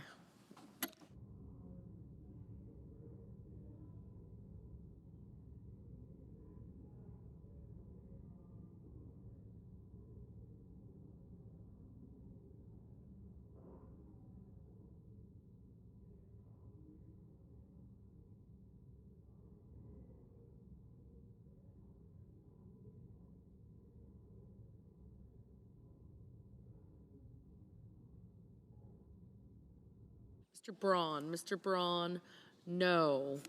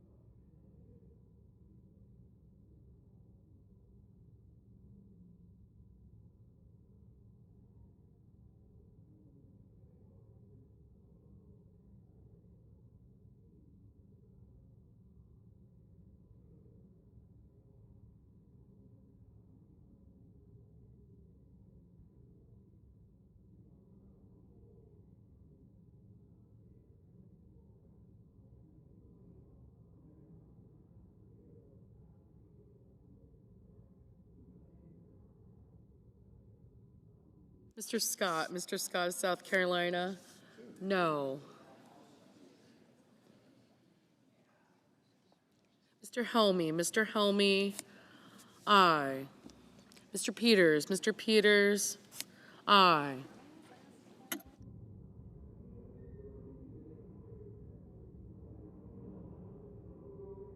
Mr. Warnock. Mr. Warnock, aye.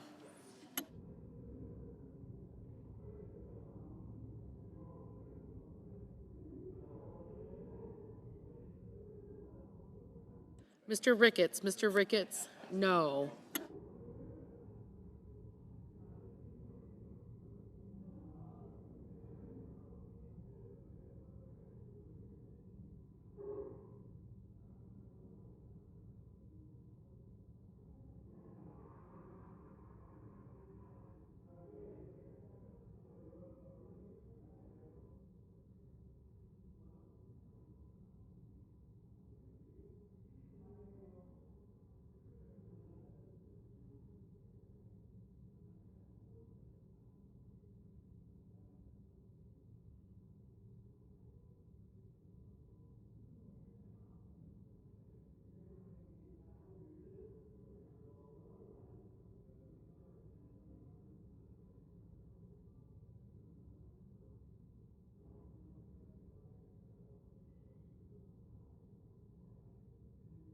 Mr.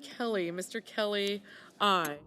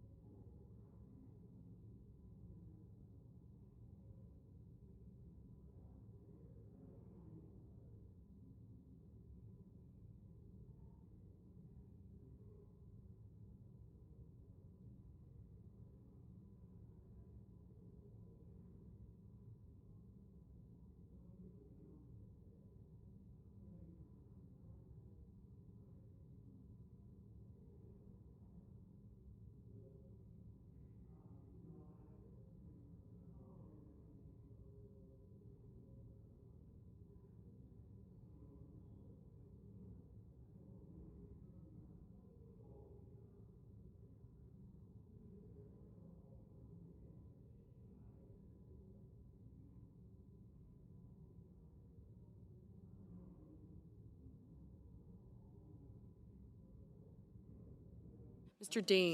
Deans, no.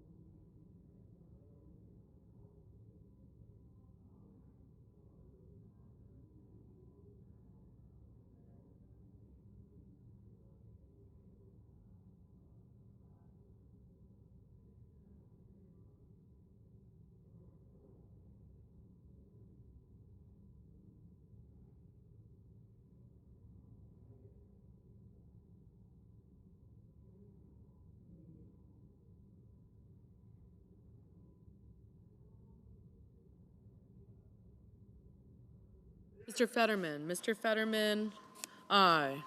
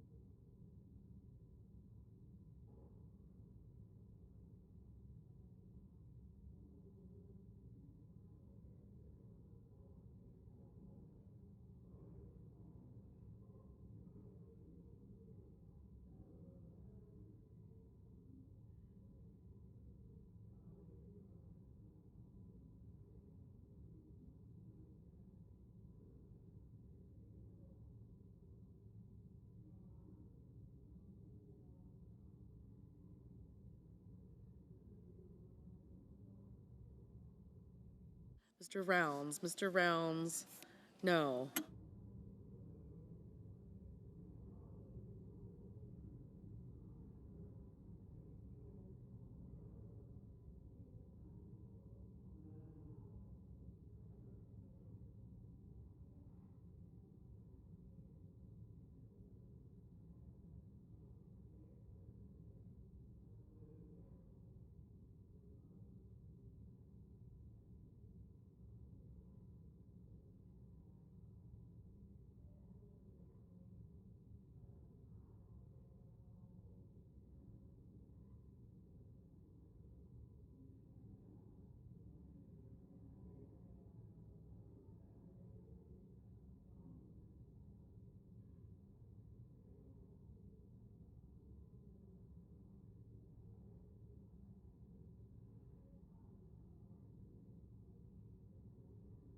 Mr. Graham, Mr. Graham, no.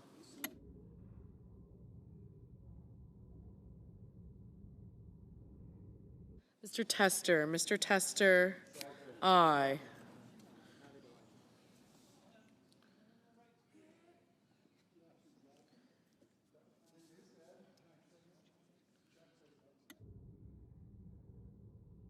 Mr. Rubio, no.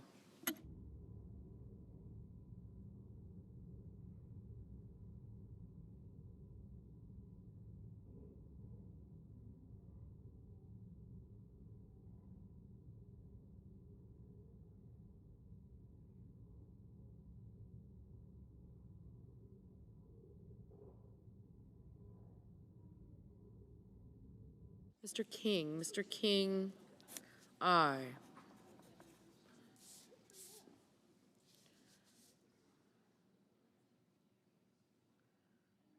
Ms. Warren, aye. Ms. Cortez Masto, aye.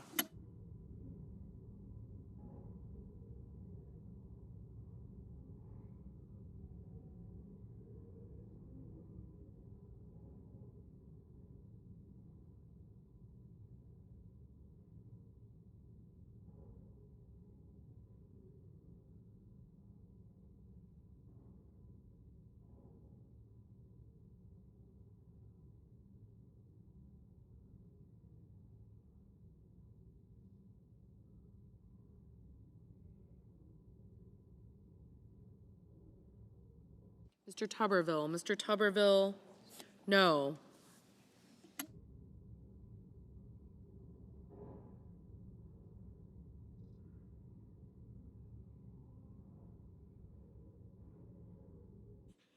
Ms. Butler, aye. Mr. Reed, aye. Mr. Thune, no.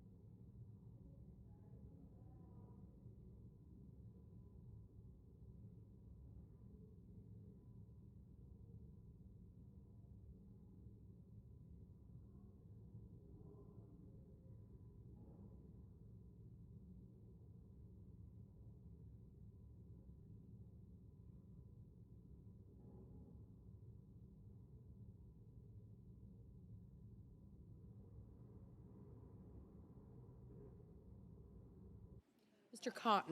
Cotton, no. Mrs. Blackburn, no.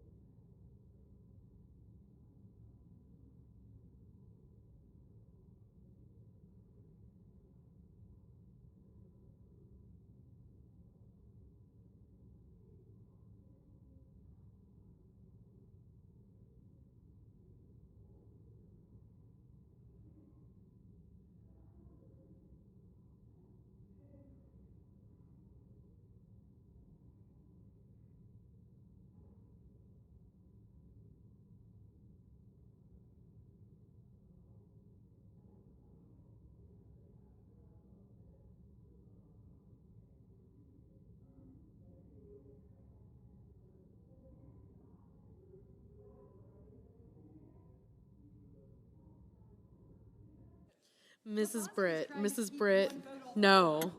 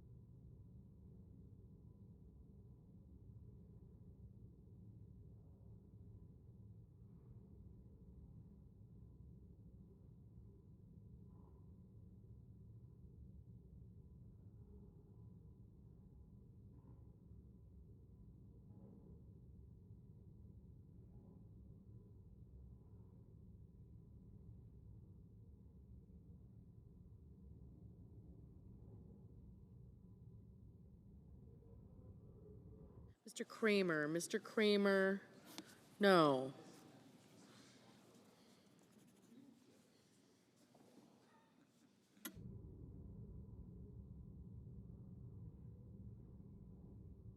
Mr. Bennett, aye. Mr. Casey, aye.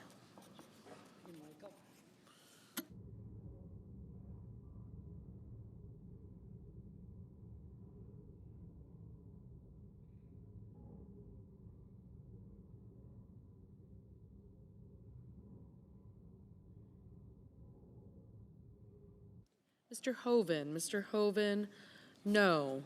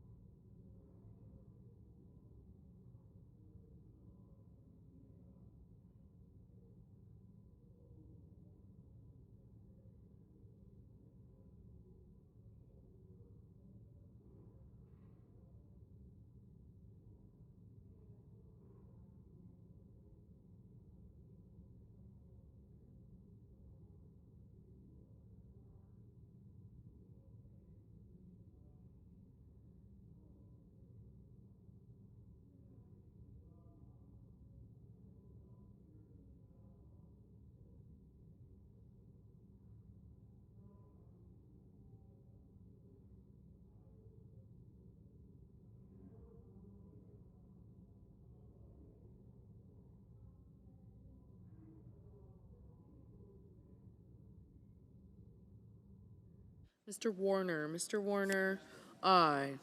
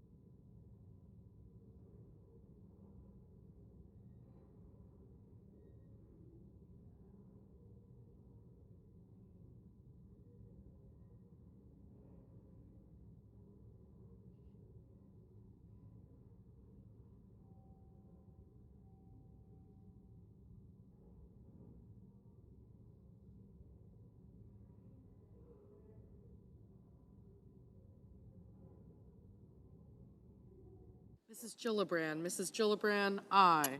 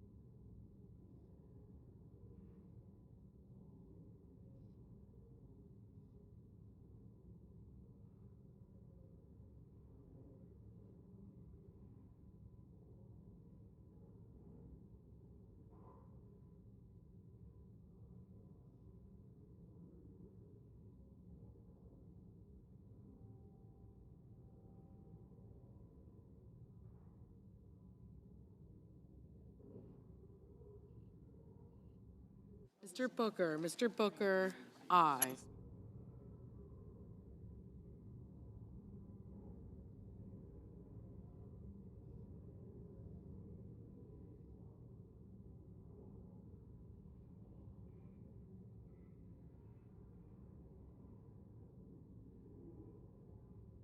The nays are 48. The nomination is confirmed.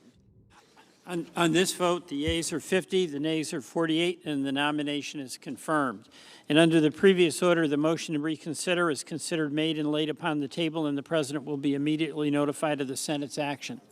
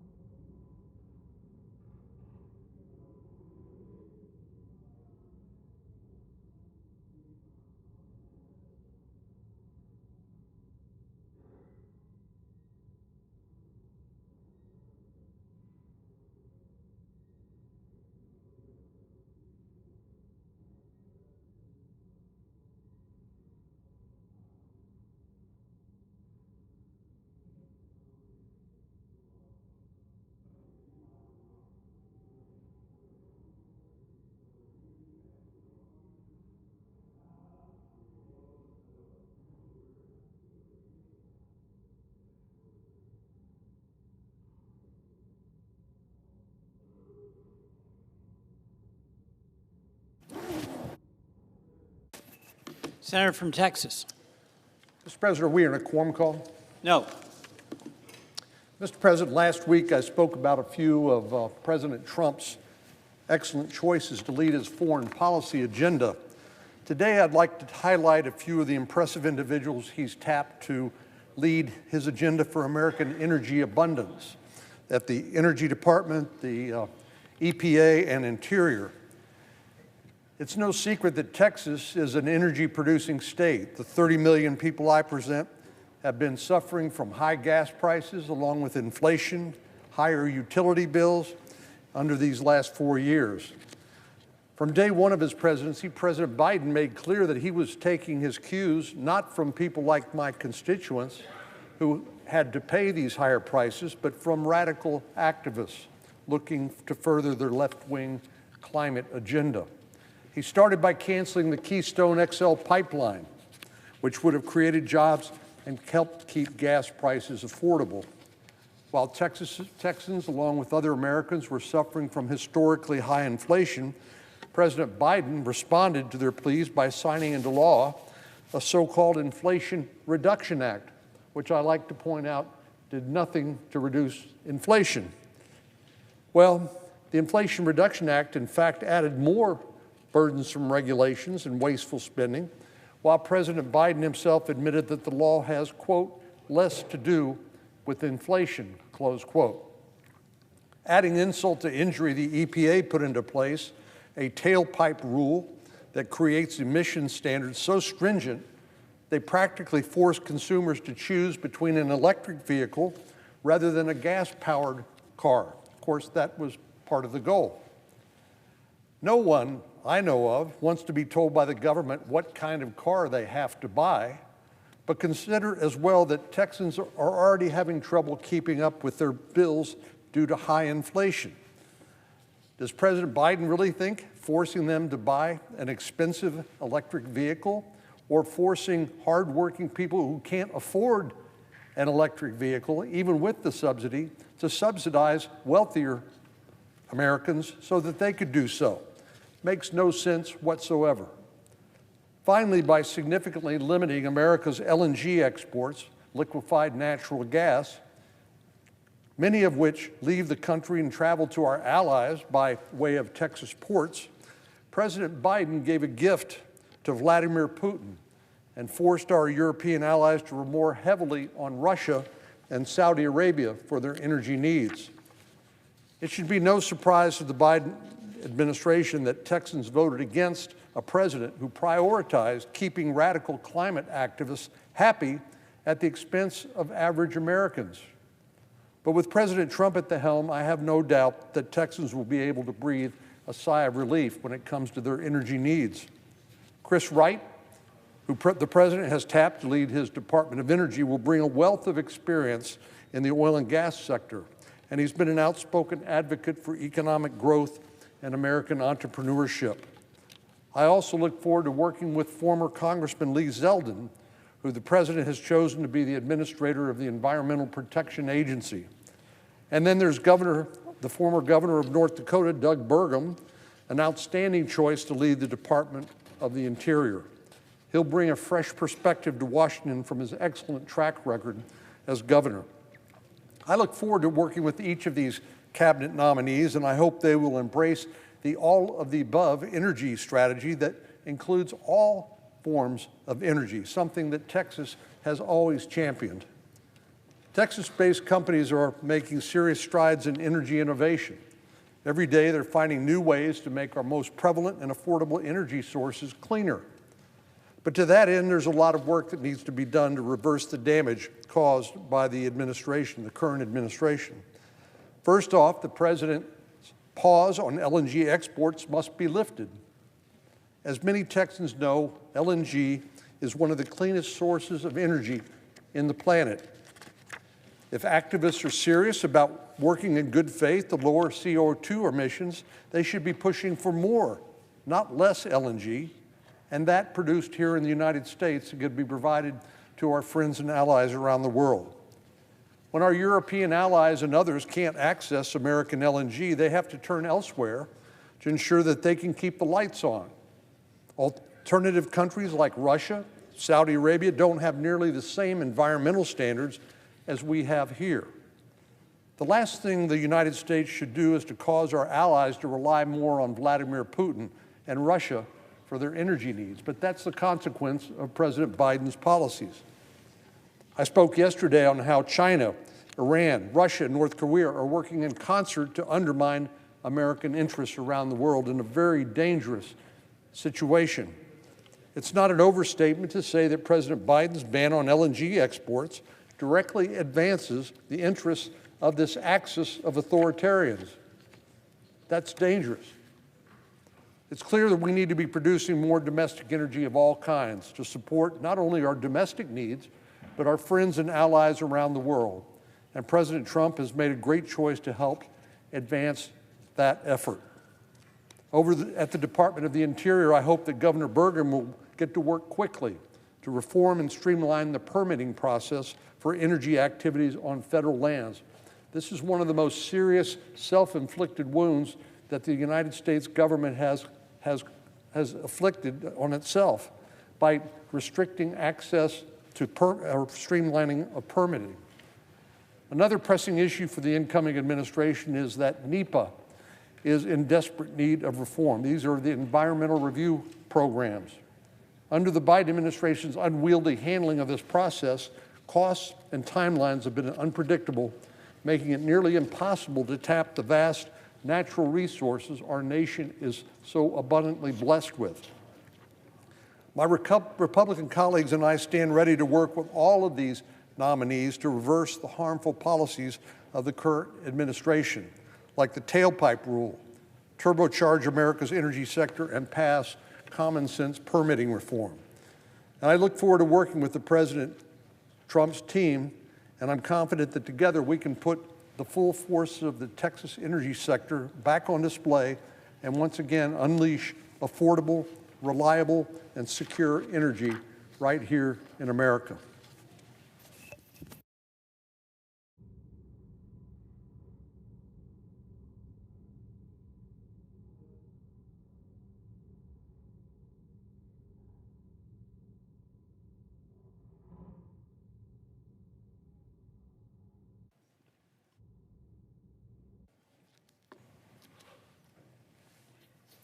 Mr. President.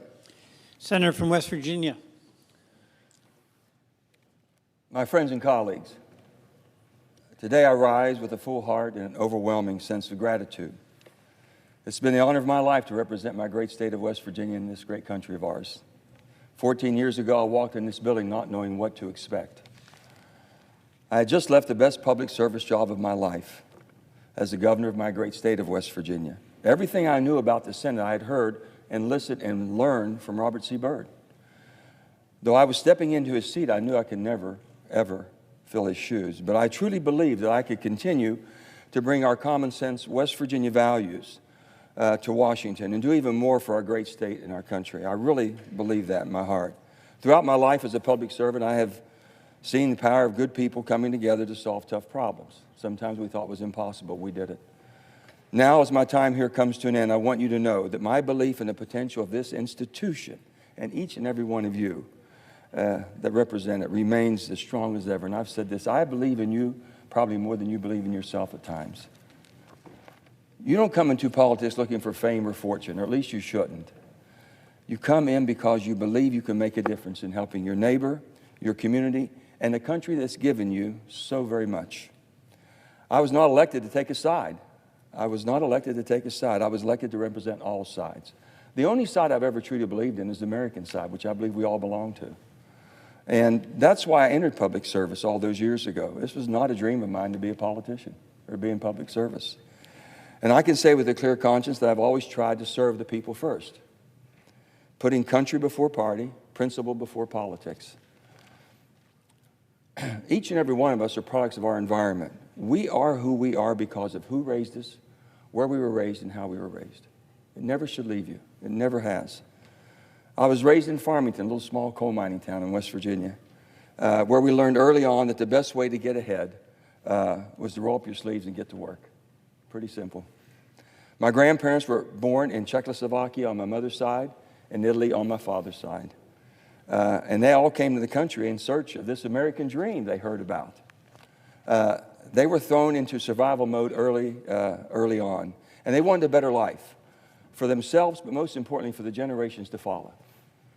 They all taught me the value of a good education combined with hard work and the importance of helping others. Always be conscious of your surroundings and the people around you.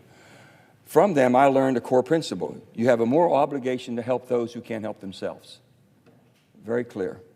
But able-bodied people who fall on hard times don't need a continuous handout. What they really need is a hand up to get back in the fight of life. I believe the greatest gift you can give someone when they're struggling is a job. It's not just about earning a paycheck, it's about dignity and purpose and the hope that go with it. I've always believed that this was true for government too. Government is not designed to be your provider. It's designed to be your partner, and the best partner you've ever had. The most effective government programs are the ones that people get to work. They give them a sense of purpose and help and build a better future. During the Great Depression, and all of us who know our history, do you ever remember the federal government sending anybody a check? Not one time did we ever hear that FDR sent checks out. He sent hope, opportunity, and we rebuilt America. We did it. It put people back to work, and that's really what it's all about. Government is there to help you during difficult times. There are Americans out there today, many, many Americans all over our great country that need a second chance. They really do. And we should give it to them. That's our responsibilities. For example, in 1946, the federal government intervened to stop a nationwide coal strike because it was destroying our economy coming out of the war. Something had to be done. In exchange for returning to work, the United Mine Workers of America received a guarantee from the federal government that their pensions and their health care benefits that they had worked for and earned would be guaranteed for them, for their life. Over the next 60 years, Congress had to step up to make good on this promise, as individual coal companies' bankruptcies threatened to take away all that they had earned, everything. In 2019, after Murray Energy declared bankruptcy, the entire system was on verge of collapse. And nearly 100,000 coal miners, not just from my state, but all over the country, and their families were about to lose everything, nothing to look forward to. Every one of us stepped up, Democrats, Republicans, worked together to make sure we fulfilled the promise that the government made 60 years ago. But somewhere along the way, government stopped being a partner and started being a provider. It's not good for people who end up trapped in a system of dependency and poverty, which we all have some in our states. Some of us have more than others. It's time to put the relationship between government and the people back in its proper place. When I started in the West Virginia State House of Delegates, I was one of 100. One of 100. Then I went to the state Senate. I became one of 34. Then I became Secretary of State, and then I became governor of the state of West Virginia. At every step, I asked myself one simple question: how can I be in a position to help more people in my state? One of 100, then one of 34, and one of 1. And then the opportunity to go to the Senate to really do something extraordinary for the whole country, help millions of people. That question has been my compass, eventually led me here to the United States. And that's exactly why we are all sitting here, I believe. And when asked what my politics is, I never hesitate to tell you, I'm fiscally responsible and socially compassionate. It's the way I was raised. Again, you go back to your childhood. Where you're raised, how you're raised, and who raised you. That was it. Take care of yourself, help others if you can. As Secretary of State, I launched a program called SHARES, Saving History and Reaching Every Student. And no one had heard anything about this, but we had to do something because our voting turnout was low, and I'm a Secretary of State, and I had to get an insurgent there. So we come up with this program, and what we did, first of all, we went into the schools because they weren't teaching it. Democracy and education, everything that needed to be done in the schools wasn't being done. So what we had done then, we'd go in there and we taught every high school, every person in West Virginia that was 17 years of age would turn 18 on or before the general election could vote in the primary at 17 years of age.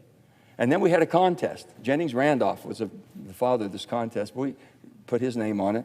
And what we did then is we gave out certificates and schools of excellence if they got everyone 100% registered. And let me tell you what happened there. Once we got all the kids involved and got them wanting to go vote, now they knew they could at 17 years of age, and they were going to be 18 before, or those who already turned 18, they started taking their parents back, their grandparents back, their aunts and uncles. And our voting percentages went tremendously just to get them enthused. I said, we can't get the old dogs back in the barn or in the house, but we can teach those old dogs some new tricks. It wasn't about who won or lost. We just wanted them to register. We never told them how to register or what party to be in. And I saw firsthand what we could accomplish. So when I tell you it wasn't exactly my plan to join the Senate, when Senator Byrd passed away in 2010, I had to make one of the toughest political decisions of my life. But I saw an opportunity to serve more people and tackle bigger challenges, and that weighed on me heavily. Our state was in good shape. We'd worked hard. I've been there for 6 years as governor, and we worked together tremendously. And I thought, man, we can really do something together. We'll come here and we'll all work together. And I have to admit to you, it was a harder transition than I expected. Coming here to Washington was so humbling. It really was. I kept in thinking, okay, here we go. We're going to work together just like we did in West Virginia to solve the nation's problems now. Not West Virginia problems, but the nation's problems. But it didn't take long for me to see that the divisions here run pretty deep. So one of my first conversations with Harry Reid, and Harry's conversations weren't very long, so it was short. He asked me to fundraise for Democratic candidates to run against sitting Republican senators, which I guess both sides. That's just the way I didn't know that. Where I come from, they take you behind the barn and we're going to have a little conversation. So anyway, I told him, I said, Harry, I'm not going to raise money to attack my friends and colleagues just because they have an R by their name. How do we expect to work together if I'm working against them when they're in cycle? I said, I'm not going to do that. And, of course, I didn't win the popularity contest with Harry either. But it sure felt like the right thing to do. Equally important, it felt necessary if the Senate was going to work on behalf of the people, we needed to treat each other with respect. And I've tried to do that with everybody. I don't look at anybody sitting here that I feel that's not my friend. And I feel very strongly about that. I signed an ethics pledge on the floor of this Senate to never campaign against a sitting colleague. Now, I know I have other colleagues sitting here that feel the same as I do. And I'm still looking for some more signatures. And I'm going to keep working on that. I think it would be wonderful if we just controlled ourselves and we wouldn't campaign against each other. But, I'm a little bit persistent, so I'm going to give it everything I've got for the next how many days I have, and I'll still be around maybe even a little after that. Despite all this, we've achieved some of the remarkable things over the past 14 years. We set a new standard for wild and wonderful West Virginia. My colleague, Senator Capito, and I worked on so many things together, and I appreciate her very much. The New River Gorge became a national park. And we just agreed to acquire 2,700 acres at the Blackwater Canyon, which is the most beautiful venue. We've been trying for 20 years to make this happen. And it's finally coming to fruition. And this is going to be the whole country can enjoy something that you just can't believe how pretty it is. So we're anxious to share West Virginia with everybody. We maintain West Virginia's status as an energy powerhouse. The Mountain Valley Pipeline is flowing. Companies like Nucor, Berkshire Hathaway, and Form Energy have brought new facilities to West Virginia and thousands of new clean energy jobs. Success in West Virginia is part of a larger American story of energy innovation and independence. We've always been a powerhouse in energy, whether it be coal, natural gas. Now we have wind and solar and battery storage and everything in between. In 2023, America produced more energy than ever. I want you to hear this. In 2023, we lead the world in energy production. 38,000 cubic feet of natural gas was produced. 4.7 billion barrels of crude oil, which is a record. 11 billion cubic feet daily of LNG.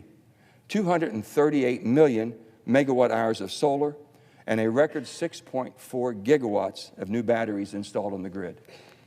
Nowhere in the world has that happened but here, because of all of us. You can't eliminate your way to a cleaner environment. You've heard me say this so much. You can't eliminate, just quit using something. You've got to innovate through technology.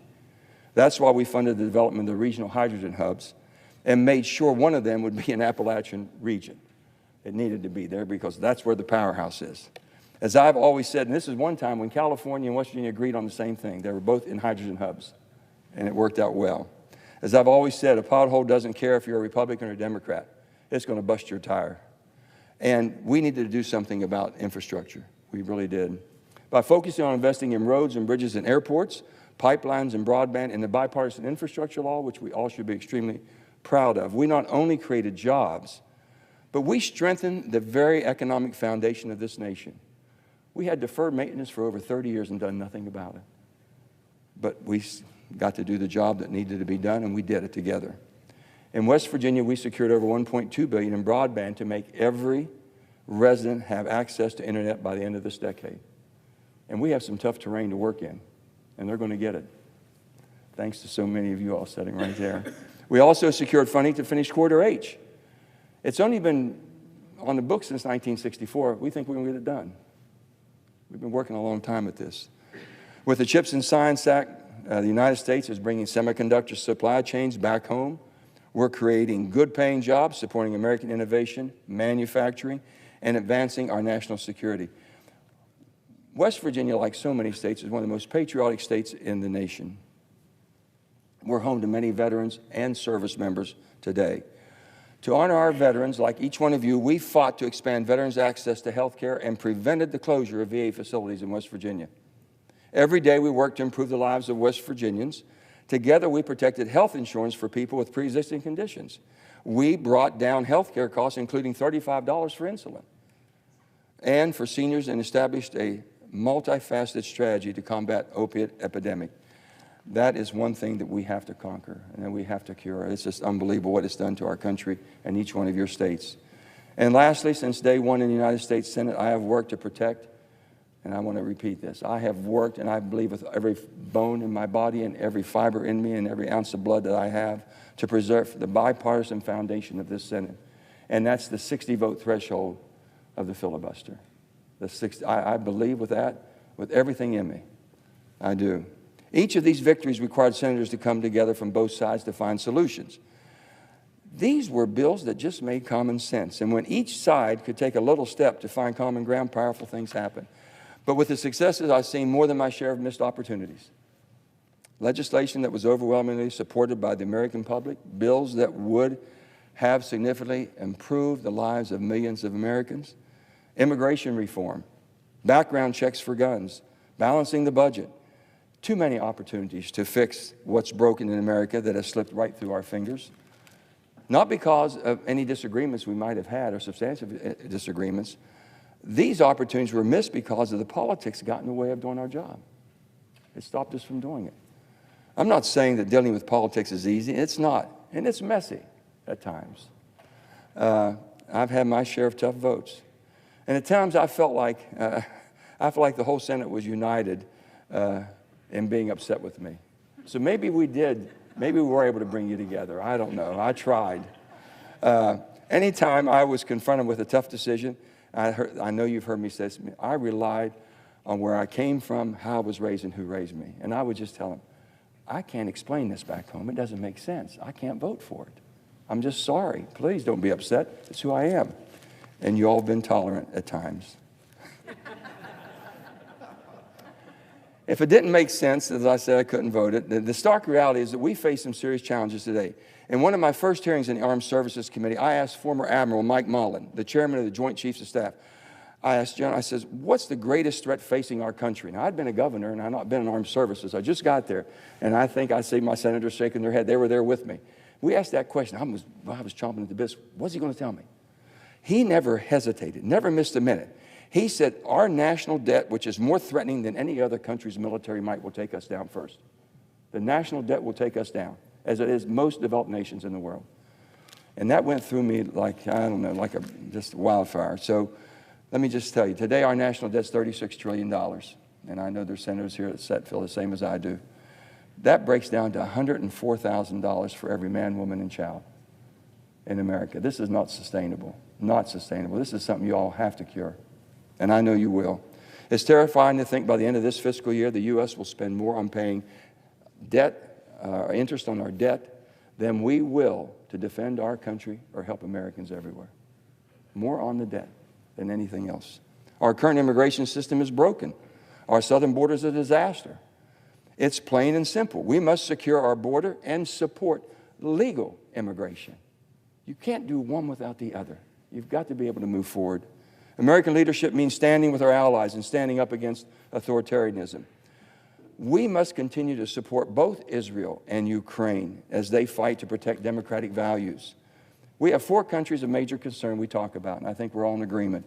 China, Russia, Iran, and North Korea. All of which are basically challenging the international rules-based order, and they simply do not share our values. No matter what we do or what we say, and no matter what we try to entice with them, it's not going to happen. They don't share our values. And lastly, inflation is driving our high cost of living, and it has to be addressed. We can't kick this can down the road any longer. But there's nothing we can't solve if we just start working together. You may not know this, but one of my favorite memories from this place didn't happen in the Senate chamber. It really happened on the boat. A lot of things happened on the boat. Anyway, I had invited, like I've done a lot, senators down. We had senators coming down one day, and they were walking down, and Tom Harkin, very progressive senator from Iowa, a good friend. He was there, and he said, Joe, it's the first time I've ever been on the Potomac River. Been here for 30 years, never been on it. I said, good, Tom, come on, sit down, have a little beverage, and we'll get things going here.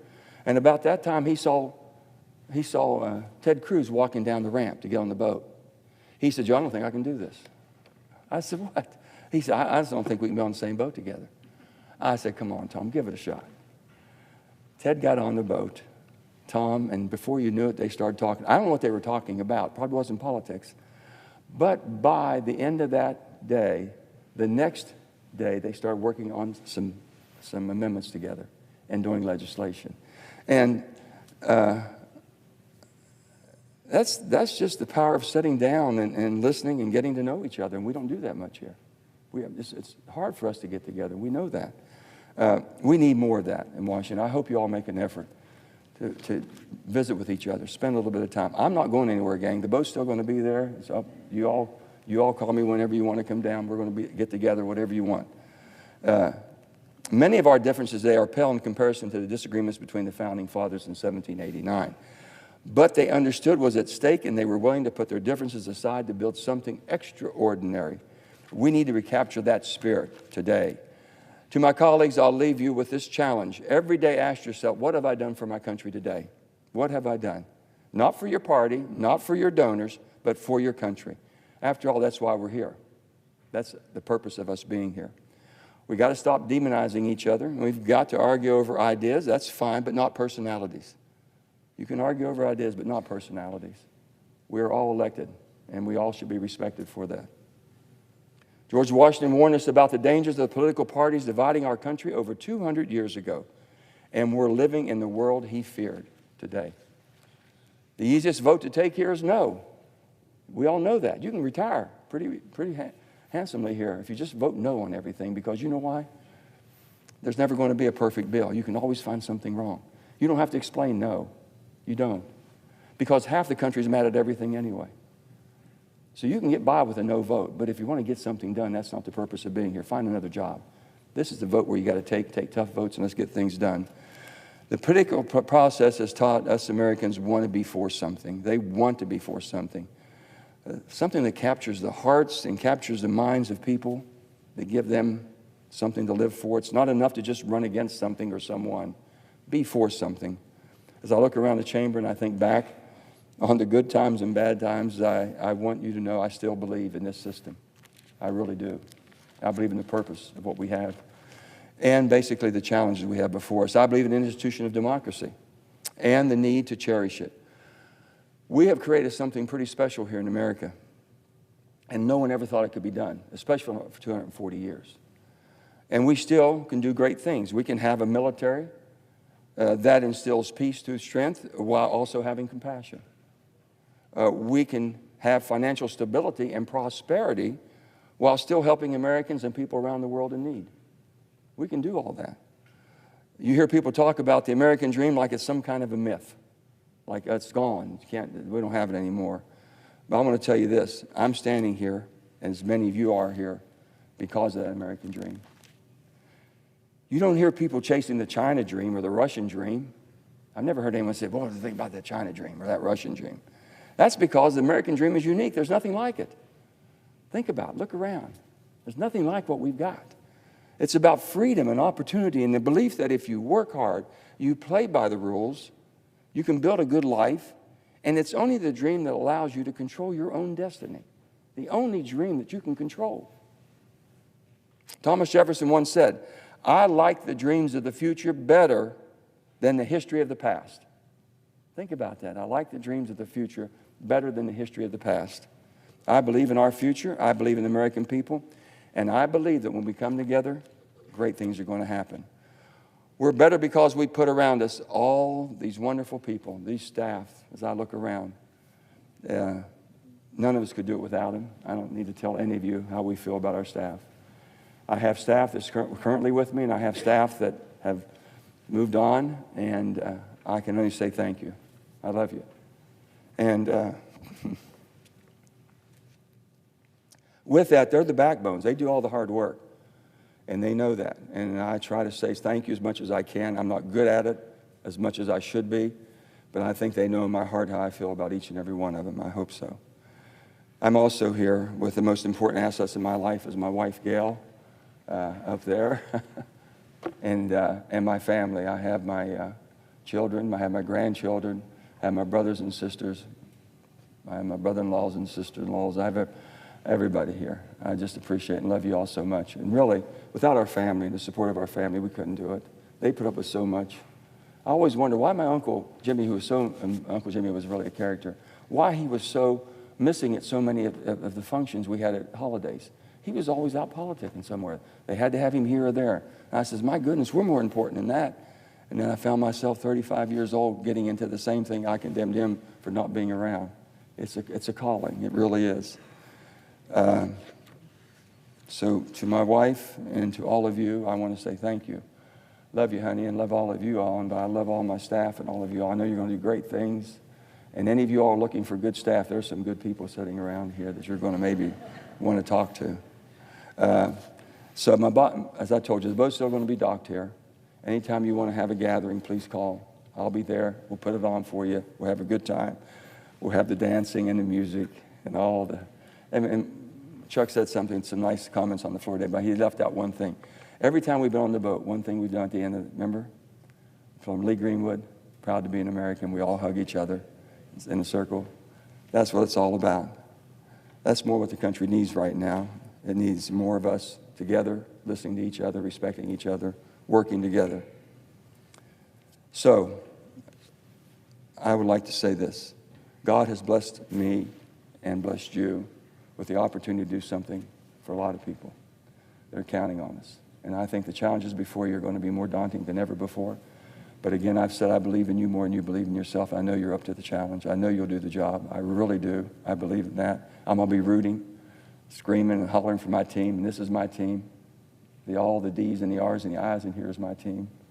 And I love each and every one of you. Thank you for giving me the honor of a lifetime to serve in, I think, the greatest deliberate body the world has ever known and ever will know, the United States Senate. God bless the state of West Virginia. May God continue to bless the United States of America.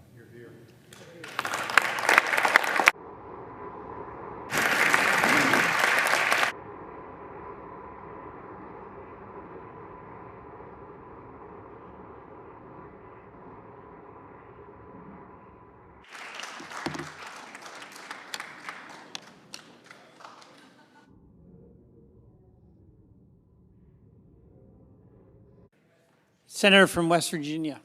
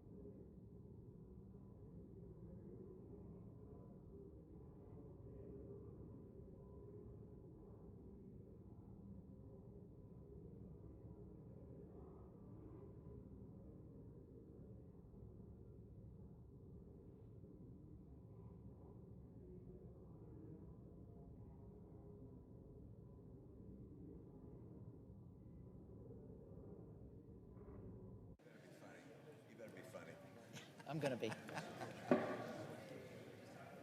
Senator from West Virginia. Yes, Mr. President, a few of us have some remarks to make about the honored senator from West Virginia. When he's finished with his hugs, we'll continue.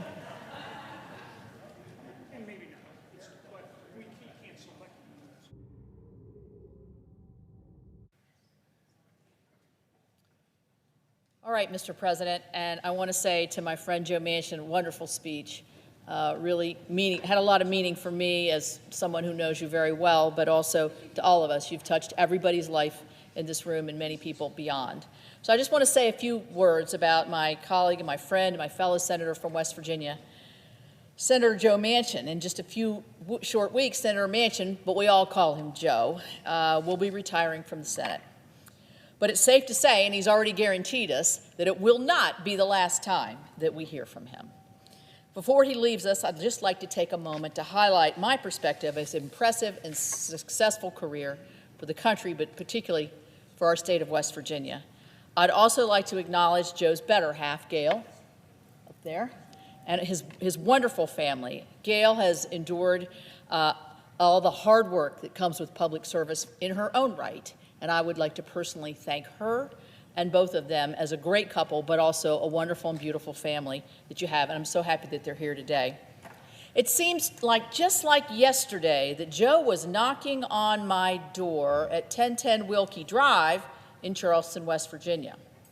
He was there to measure the carpet in the house that my husband and I had just purchased as newlyweds. This was over 40 years ago. And he measured that carpet, and he told me after I recounted the story to him later, he could lay that carpet today if he needed to. So fast forward today, Joe's serving in his 14th year as a United States Senator. After serving our state in the House of Delegates, in the State Senate, Secretary of State, and governor, we went through a couple tragedies, really tough tragedies when Joe was our governor. And I can say, with maybe one exception, maybe my dad, or they might be equal, I've never seen such a compassionate, empathetic, and effective governor during really, really tough times. So I'm going to miss working side by side with him, but I know that the relationship that we've built over these years will continue for years to come. Joe's been the senior senator from West Virginia for all of my 10 years of my tenure. And the reality is, I got big shoes to fill here. And in case I forget that, Joe reminds me of that every single day. Sometimes we disagree, but when we disagree, we do it respectfully and on the merits. We might disagree, we don't become disagreeable. The next day, we get up and fight for the things that we both believe in. And that is to focus our energy on improving the lives of our neighbors. That's how Joe sees his constituents. Everybody's Joe's neighbor. And that's what makes him a relentless advocate for our state. We share the same goals, all of us do, in mind of helping our states and our constituents. And in some ways, Joe and I have served like a tag team for our state. Sometimes he shows up when I can't get there and he fills in for me. I show up when he gets there and I can't get there and I'll fill in for him. And then we can come from both, we can do the double press, where we come from the Republican side or the Democrat side. Now we got the independent side on our side. So we can really press, I think, and what that does is really has West Virginia punching above our weight here in the United States Senate. So it could be backing West Virginia jobs and economic development, fighting for our coal miners, standing up for our veterans, or addressing the challenges that face our rural communities. Joe has always led with conviction and a very steady hand. I don't have time to list all of the efforts and successes that we've been able to work on together, and he's done many of these before I got here and way before I even became a senator. UMWA pension bill, you mentioned that. New River Gorge Park and Preserve, huge victory for us. Economic development issues that Joe mentioned, bipartisan infrastructure law, Mountain Valley Pipeline, Appalachian Regional Clean. It's interesting we have the same sort of recall of the things that we've been able to work on. Jesse's Law, that Joe really pushed through in memory of a fellow state senator whose daughter lost her life in an overdose. So many, many more. He's enlisted me to help steer him sometimes to get the West Virginia victories, and I'm so proud of the accomplishments that we've had together. So thank you for that partnership, Joe. It's really been important to me. Aside from his love of our home state, Joe possesses many other qualities worthy of a leader and a statesman. There's much to say about Joe Manchin. He's a deal maker for sure. Probably started as a salesman. Yes. Voice of reason, a defender, as he said, of Senate traditions, and, as Politico said, the most powerful man in Washington. What do we think about that, Joe? I assume Joe would just as well want to be remembered as a good and steady friend. There are people in West Virginia who say if you want a friend, get a dog. I wasn't sure if I was actually going to say that in light of your successor, but I said it anyway. I assure you, those folks have never met Joe Manchin. 20 years ago, I joined an all-male, all-Democrat West Virginia delegation here in Washington. I joked with Joe that I forced them to get out of the male restroom so we could have a delegation meeting. But Joe was always a warm and welcoming presence. He always picks up the phone if you need to chat. He's always ready for a joke, that's for sure, and he's been a shoulder to lean on during personal times. When he was governor, Joe and Gail Manchin invited my whole family back to the governor's mansion, where my parents had lived for 12 years, to show us around. It was a really special evening. It was a simple and kind gesture that meant a lot to our whole family, especially my mom and dad. Years later, at my father's funeral, Joe delivered the eulogy and talked about his good friend, my dad, who Joe always called Chief. Joe's always been there for every West Virginia family. I'll note that sometimes Joe can be just a bit too present. When I'm home in West Virginia, he's sometimes like a shadow. I won't even tell about the last time I saw you. He's sometimes like a shadow I can't shake. One night, many Christmases ago, I was running out of the house with my husband, Charlie, and we were late for somewhere we needed to go, but the doorbell rings.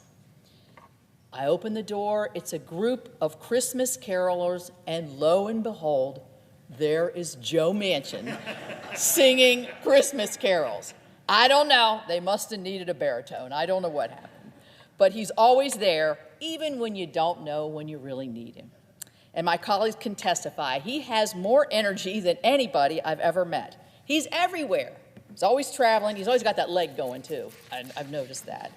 And he's always going fast. He has a prodigious lead foot.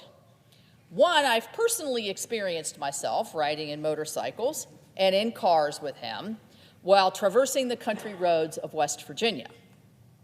There was the one time we were traveling home late at night together.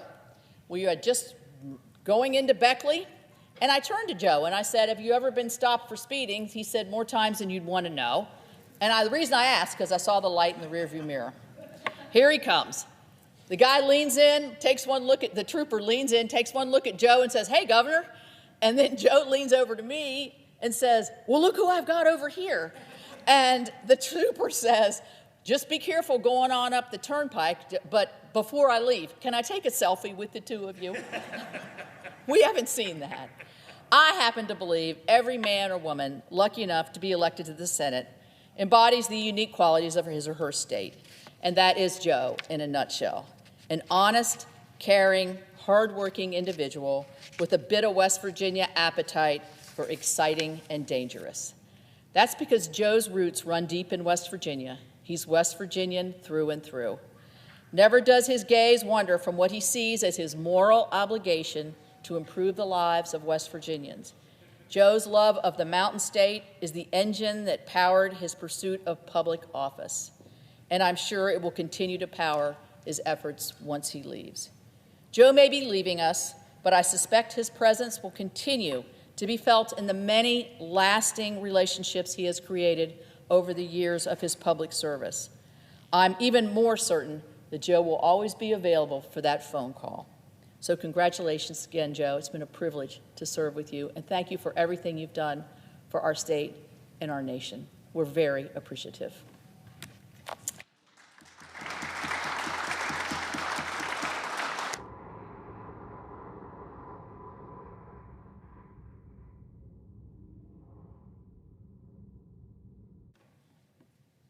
Mr. President, Senator from Maine. Mr. President, Senator Joe Manchin often recalls these words of wisdom from his grandmother. People don't care how much you know until they know how much you care. Knowledge and caring define Joe's public service, both here in the Senate and as governor of his beloved West Virginia. He is always knowledgeable on the issues and offers practical solutions to real problems. He cares so deeply and so personally about the people he serves, and just as important, about the values that define America. With our nation increasingly polarized by extremists on both the far left and the far right, Joe is something that we need more of, an extreme moderate. As fiercely independent as the people of the Mountain State, he has demonstrated time and again the strength to stand against the destructive trend of hyperpartisanship. For Joe understands that politics is the art of compromise. He knows that working with those on opposite sides of an issue, figuring out what matters most to each side, and negotiating in good faith produces the best legislation that will withstand the test of time. Joe has been such a positive force throughout his Senate service. In 2013, he was among the first senators to join in forging an agreement to end a destructive government shutdown that was causing so much harm to our economy and to the faith of the American people who deserve to have their government operating. It was a courageous act for a freshman senator, but he did it because it was the right thing to do. In his firm stand, which we heard about again today, against eliminating the filibuster, we see another example of his courage and respect for this hallowed institution. He understands that this long-standing tradition of the Senate protects the rights of the minority and produces better legislation because it forces us to work together. Joe has also been such a dear friend, and it has been a privilege to work closely with him on so many vital issues. After the turmoil following the 2020 election, we joined together to lead the bipartisan negotiations that produced the Electoral Count Reform Act. Joe was also, as we've heard from his colleague from West Virginia, one of the 10 senators who negotiated the historic Infrastructure Investment and Jobs Act, the most significant investment in American infrastructure since the establishment of the interstate highway system in the 1950s. He was vital in securing that long overdue victory for the American people. Being an extreme moderate is not a job for the faint of heart. It means taking a lot of incoming fire from both sides of the political spectrum. But Senator Joe Manchin never flinches, and he always puts progress and problem solving ahead of partisanship. It has been such an honor to work closely with Joe on countless issues and to call him my dear friend. And yes, I've had some wonderful times on that boat. the details of which will remain forever sealed. I wish him and his wonderful wife, Gail, all of the best in the years to come. And I just have to say, Joe, I will miss you so much. Thank you, Mr. President.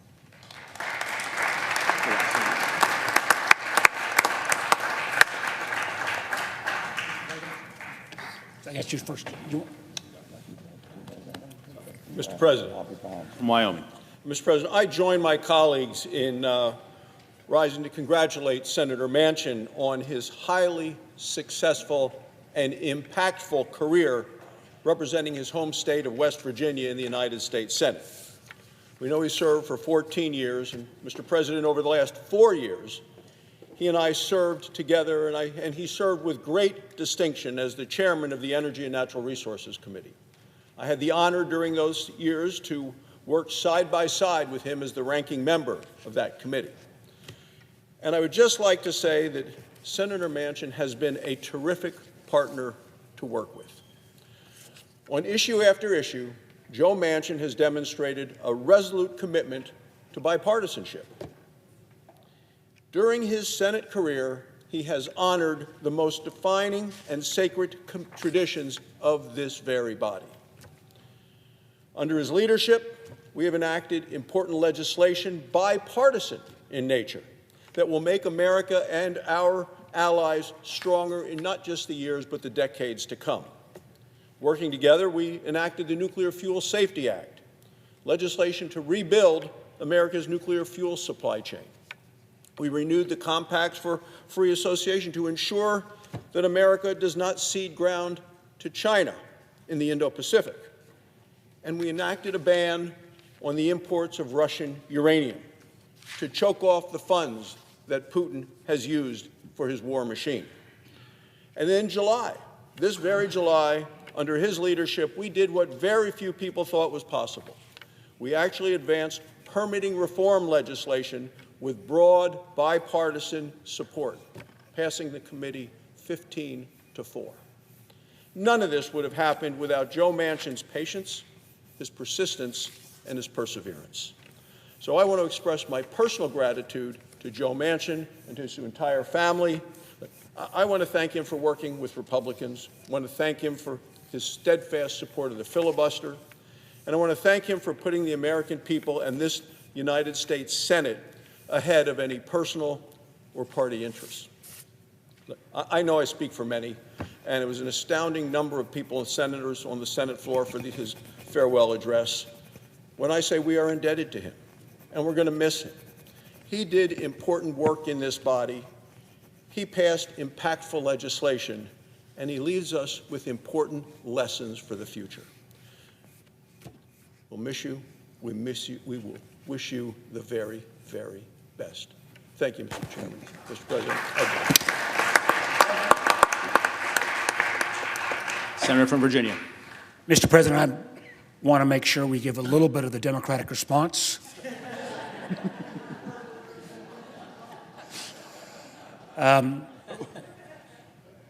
I had the opportunity to get to know Joe and Gail, Lisa and I did, when they were governors. And Joe gave this incredibly moving, important speech today. He left out one small part.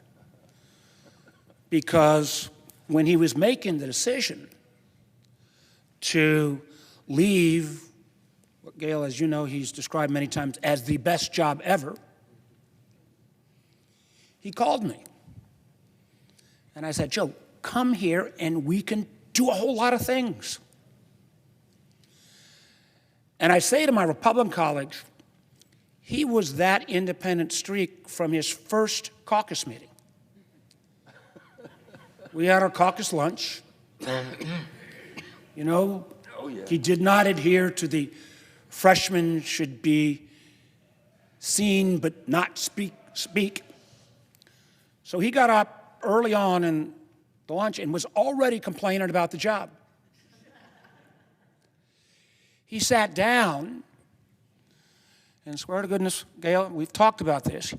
At the end of the lunch, he got up for a second time because he wanted to remind us that when he was governor of the great state of West Virginia, he had 2 airplanes, a helicopter, and was in control of the whole National Guard. And now he's reduced to a junior senator. Over the years, he has reminded me often of that call. When, as people talk, he sometimes would complain about the process or what was happened to be happening this week or that week on the floor. And has been echoed by everyone else. One of the things that Joe always stood for and has always been about is this notion we ought to reason together. We have been in more groups or gangs or whatever description you want to have of a bipartisan association. Whenever that has happened in his 14 years in the Senate, he has been involved in every one of those. And the list of accomplishments that you laid out and your colleague, our friends from the Republican side laid out, that's a remarkable body of work. And it is a tribute not only to your staff, your family, it's also a tribute to the great people of West Virginia. And quite honestly, this country is better because of your bipartisan work in the United States Senate. And I join with all of you who love you and your family. We know you're not going far. We look forward to many times of bringing us together in the future. And I think at some point you owe it to the body to acknowledge you're actually glad you made that change to come to this body. West Virginia's better for it, the country's better for it. And I know it's been a challenge at times for the family, but at the end of the day, I know they are incredibly proud of the great work you've done. I yield the floor, Mr. President. Mr. President. Senator from Utah. Mr. President. I'm not going to take long because I know we're delayed from a vote. But I had the privilege of working with this young man from West Virginia for some time. As a matter of fact, as the chairman of the Environment and Natural Resources Committee, he took responsibility for overseeing the national parks. He had never been to the state that has 5 of them, the state of Utah. So I invited he and his wife, Gail, to come visit us in Utah and visit some of our national parks. And we walked together and hiked together, and he made sure that Gail was able to make it through all of the rocks and crevices and see the beauty of our great land, one more state. But I've come to know this man not just by virtue of his physical prowess, but as a man of character. And a number of people have spoken about the legislation that he's worked on, and we worked together on several pieces of legislation and accomplished a great deal. But that which has stood out in my experience with Joe Manchin is that he is a man who stands by his belief. He's a man of principle and character. And my life's lesson has been that one person of conscience and character can change a whole nation.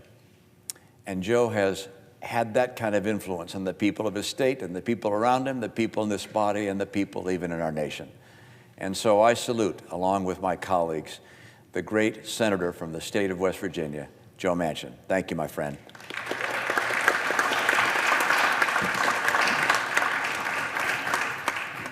Senator from West Virginia. Mr. President. I want to thank each and every one of my colleagues, all of you.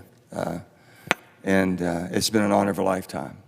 It truly has been. And it's something that I will take with me for the rest of my life, and my family will too. But I really mean this. I think there's so many good people that are serving here and that have served here will continue to serve in honor and dignity, respect, and making sure that we do the job that we need to do. So with that, let me just say to all of you, thank you for the kindness you've shown me, the friendship. And I'm not a big dog person, so I need each one of you all to be my friend. And I appreciate that so much. But before I forget, I want to ask unanimous consent that I can enter into the record a list of all my staff for the last 14 years into the record. Without objection. Okay. And again, I say thank you. God bless you for the opportunity and the experience of a lifetime. And I love each and every one of you.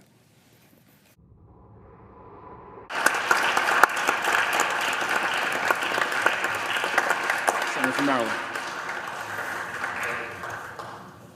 Mr. President, Joe, we're letting you have the last word here.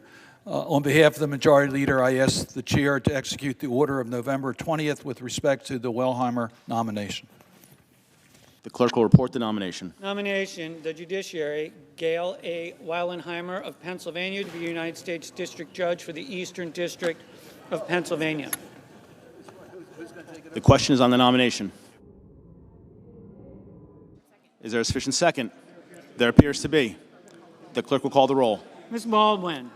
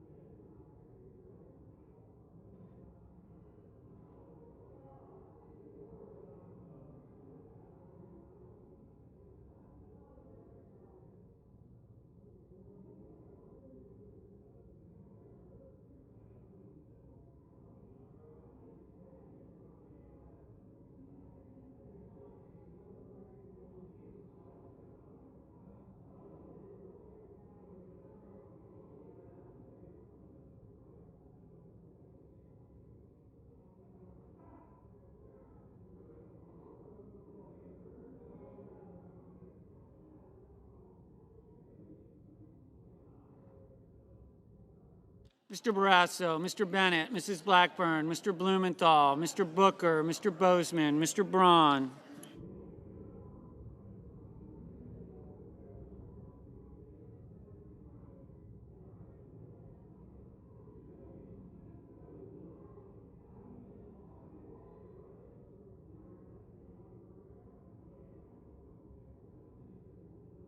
Mr. Bennett, Mrs. Blackburn, Mr. Blumenthal, Mr. Booker. Mr. Bozeman, Mr. Braun, Mrs. Brett.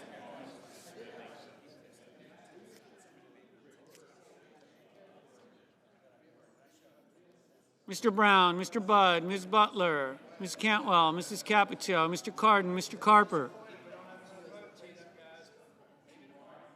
Mr. Casey, Mr. Cassidy. Ms. Collins.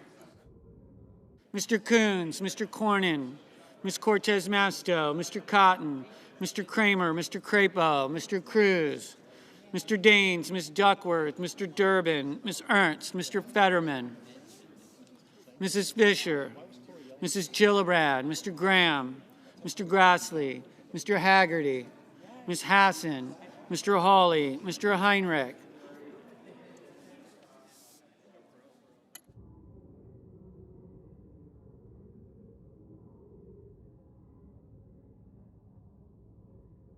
Mr. Helmy.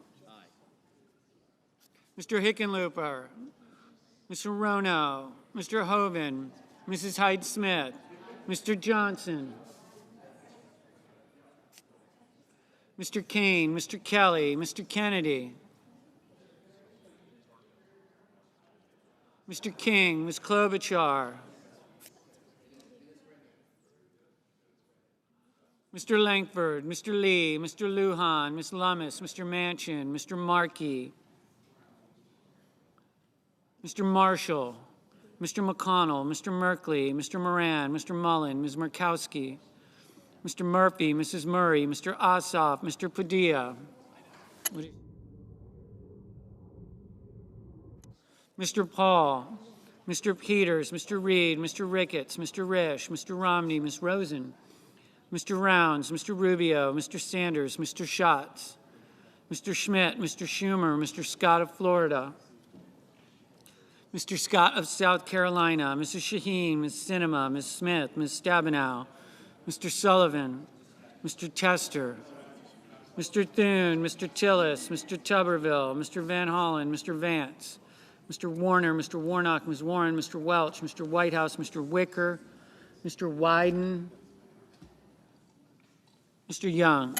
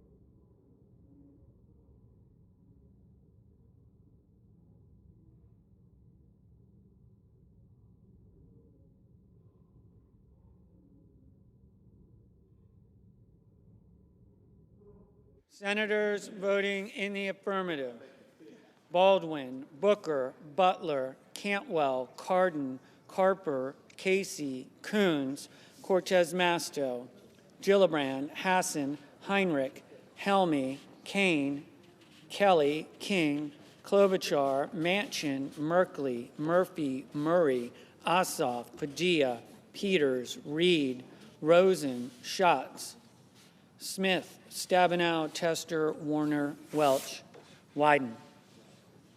Senators voting in the negative: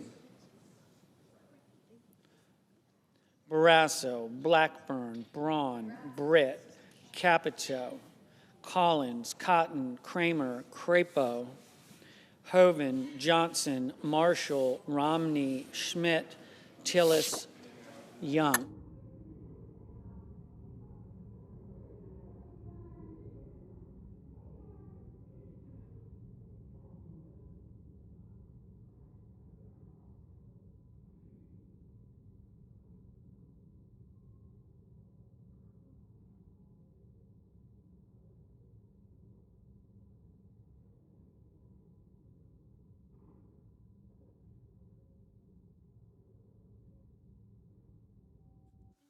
Mr. Warnock. Mr. Warnock, aye.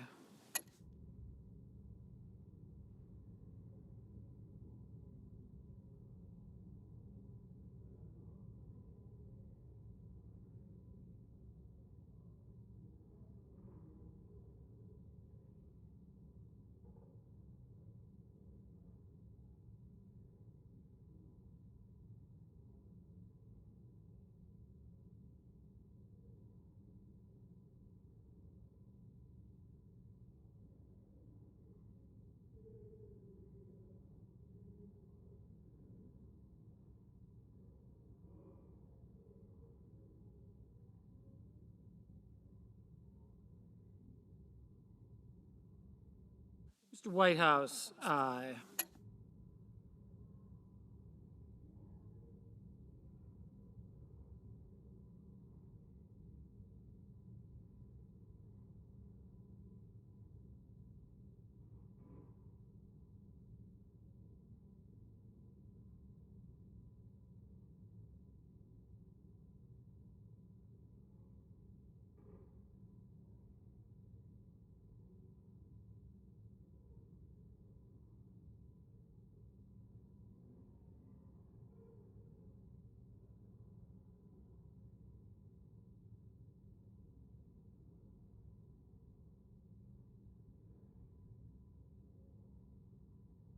Mr. Cruz, no.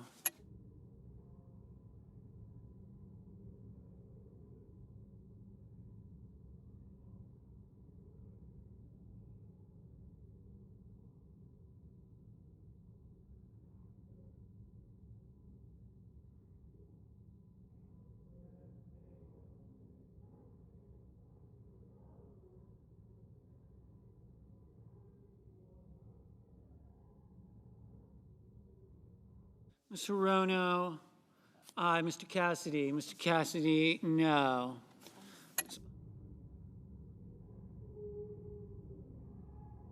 Mr. Durbin, aye. Mrs. Fisher, no. Mr. Lujan, aye.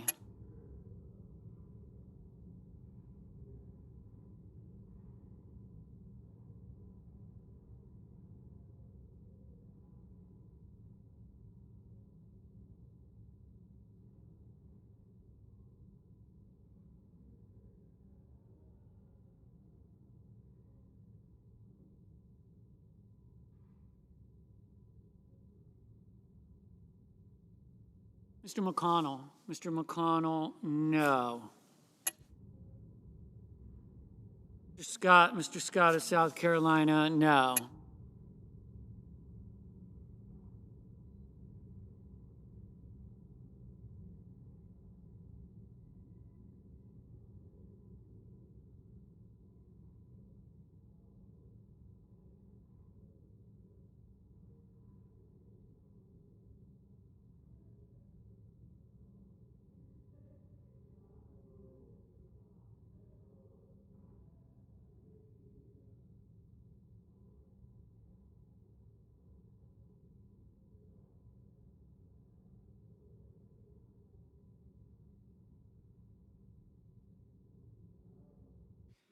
Mr.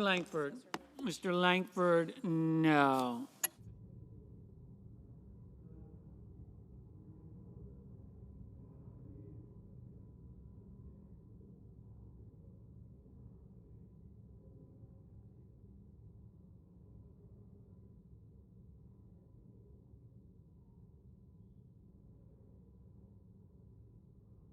Mr. Fetterman, aye.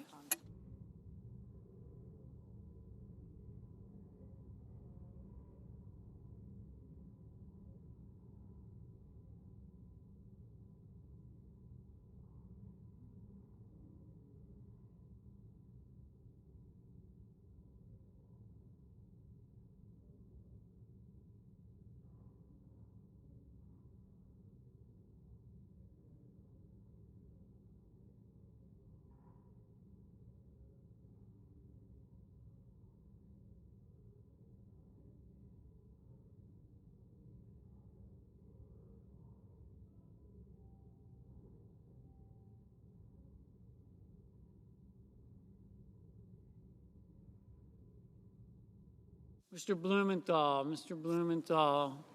aye. Mrs. Shaheen, aye.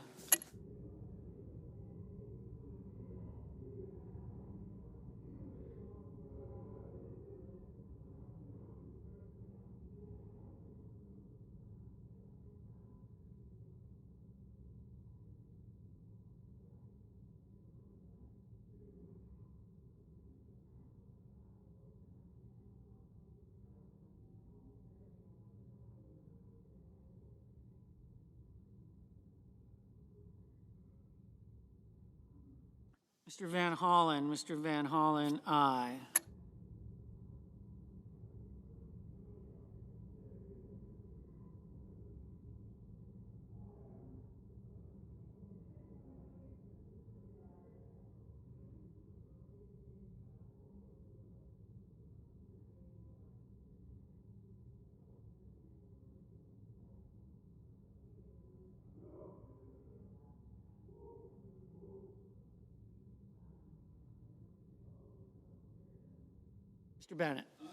Mr. Bennett, aye.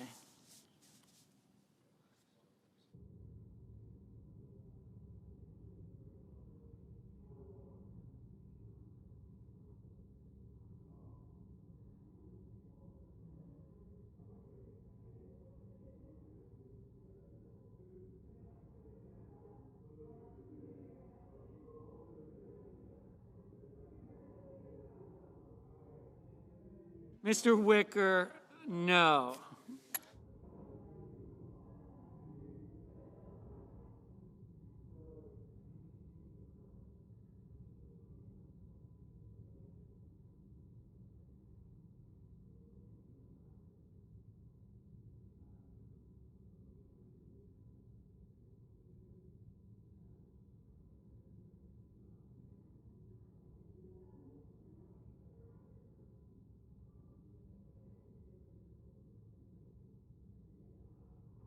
Mr. Brown,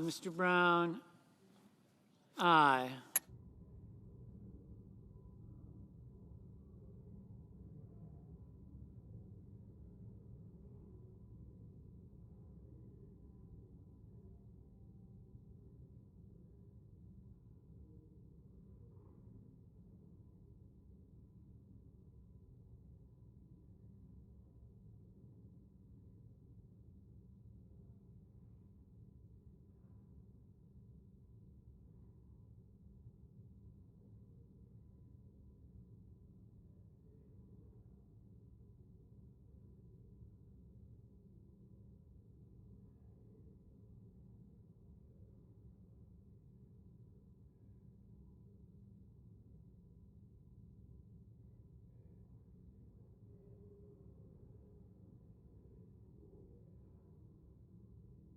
Mr.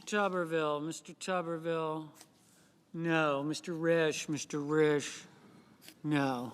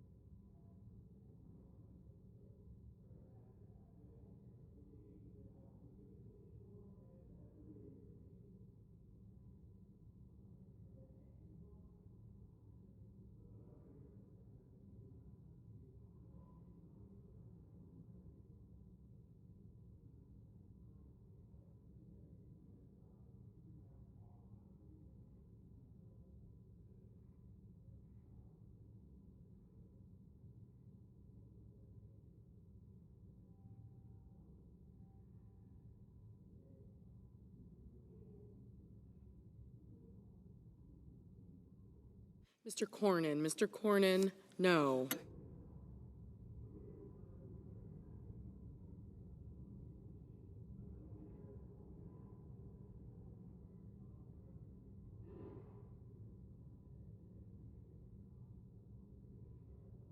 Mr. Rounds, no.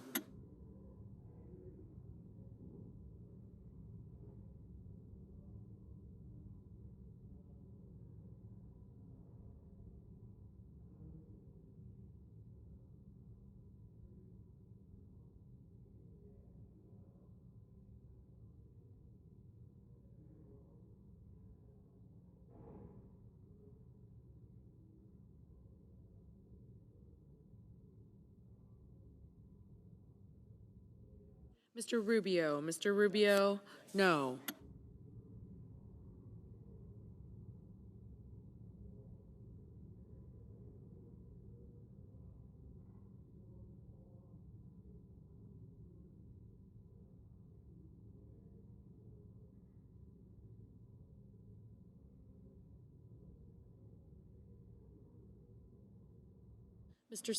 Mr. Scott of Florida, no.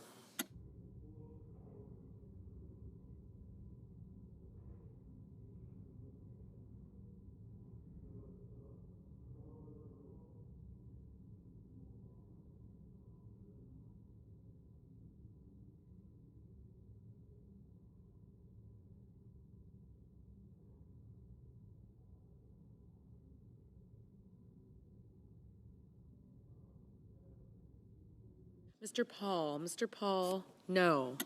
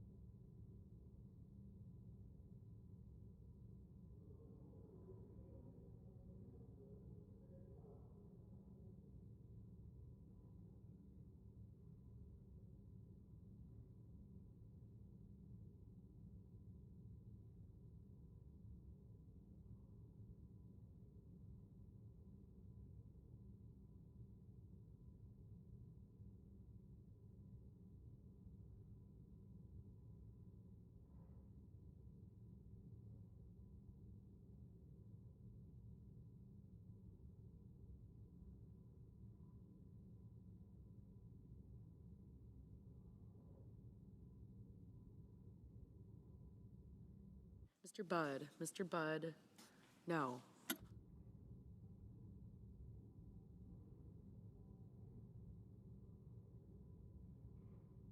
Mr. Deans. Mr. Deans, no.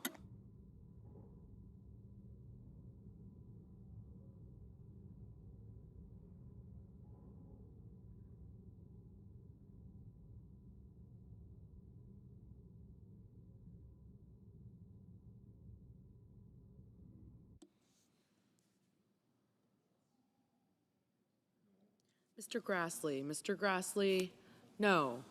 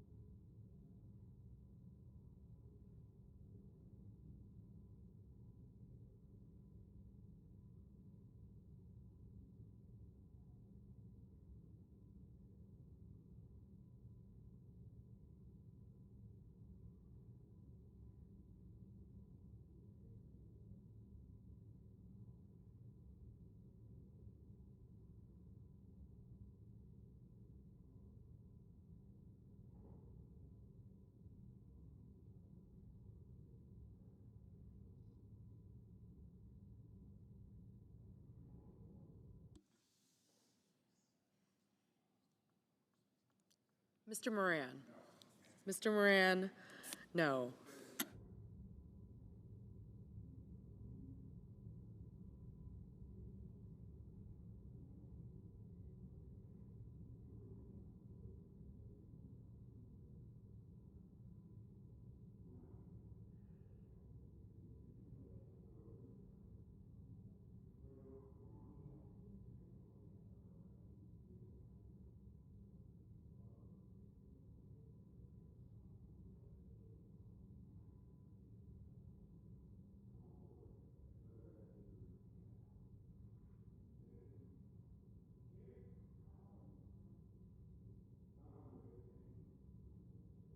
Mr. Kennedy. Mr. Kennedy, no.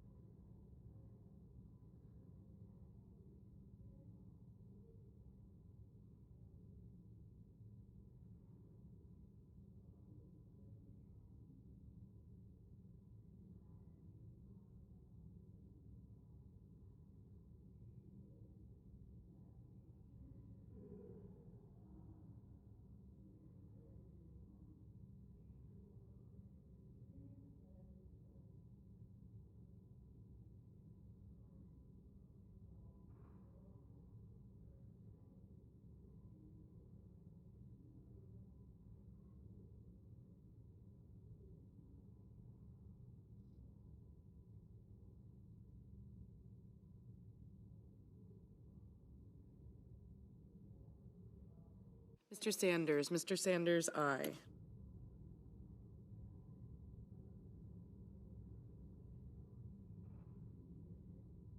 Mr. Markey. Mr. Markey, aye.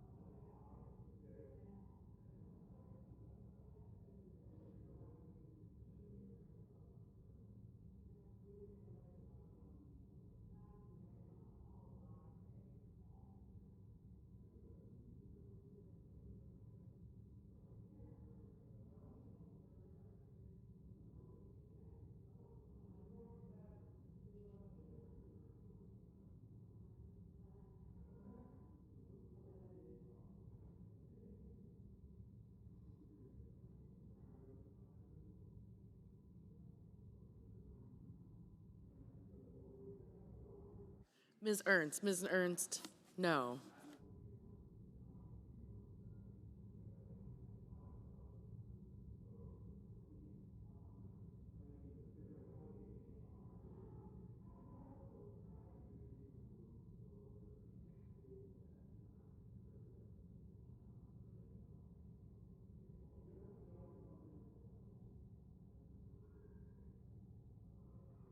Ms. Duckworth. Ms. Duckworth, aye.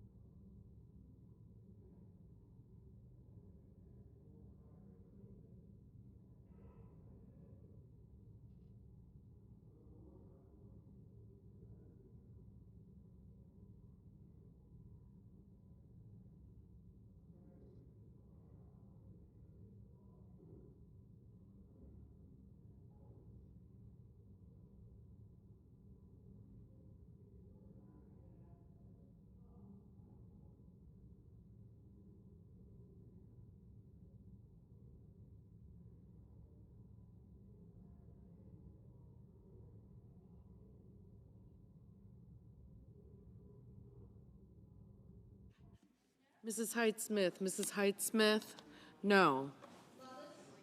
Ms. Lummis, no.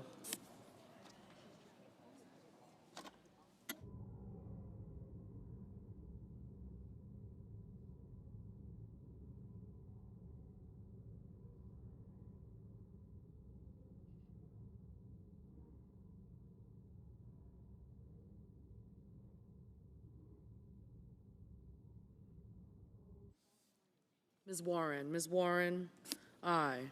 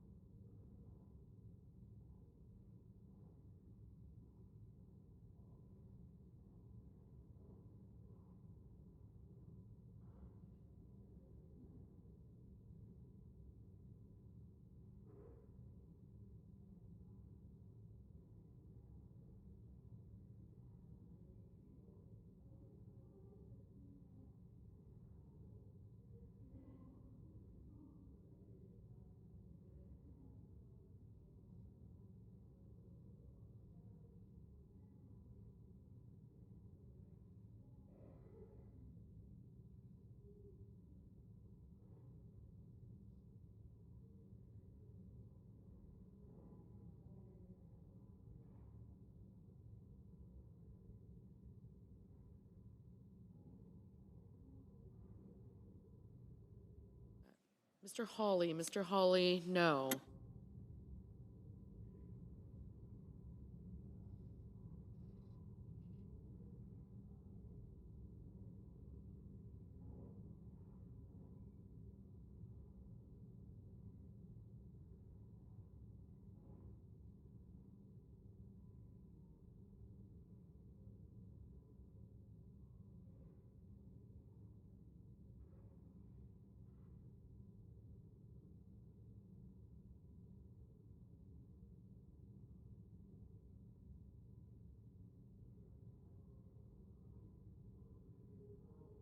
Mr.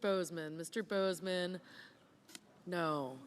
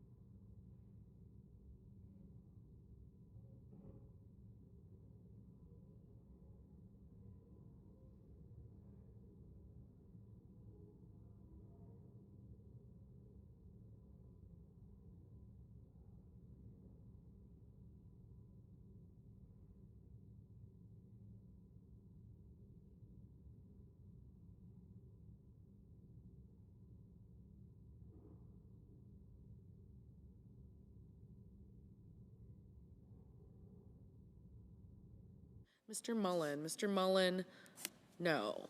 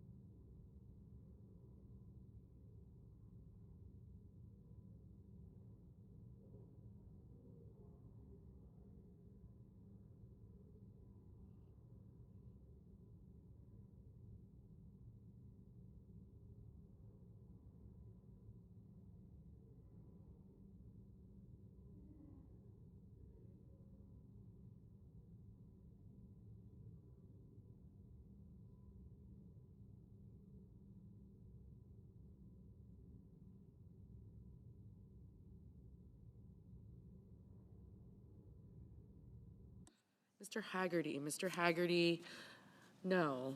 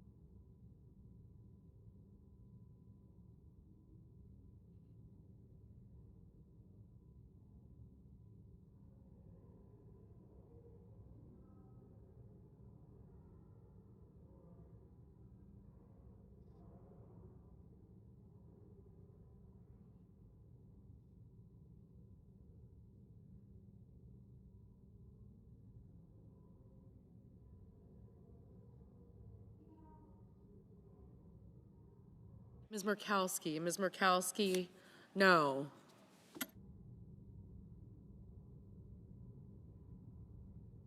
Mr. Sullivan. Mr. Sullivan, no.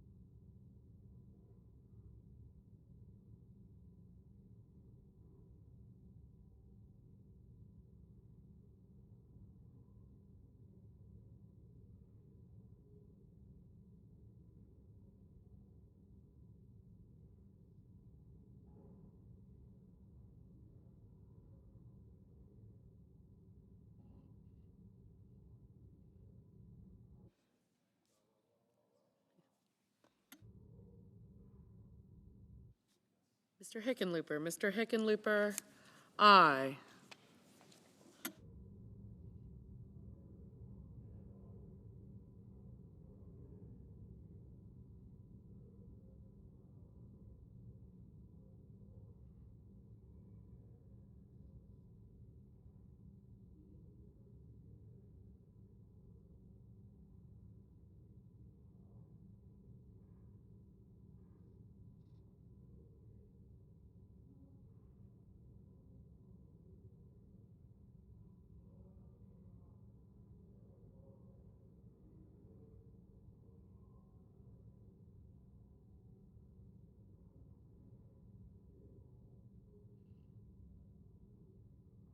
Mr. Ricketts. Mr. Ricketts, no.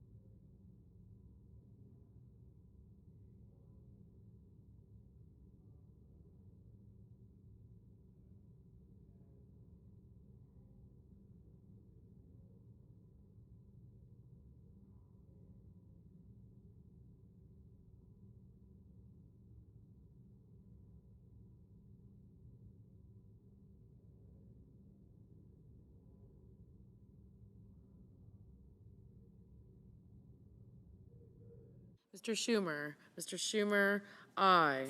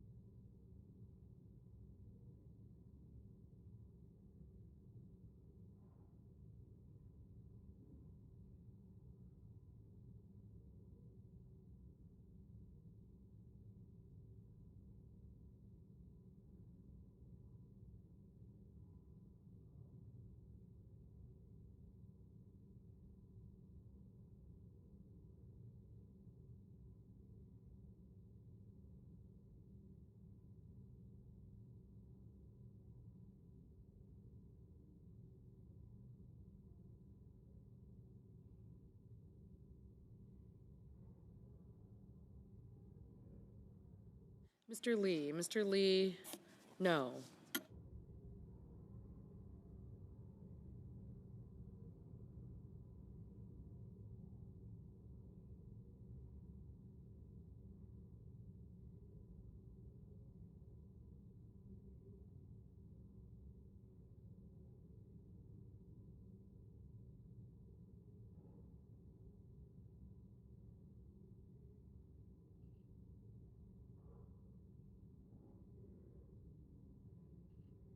Mr. Thune, no.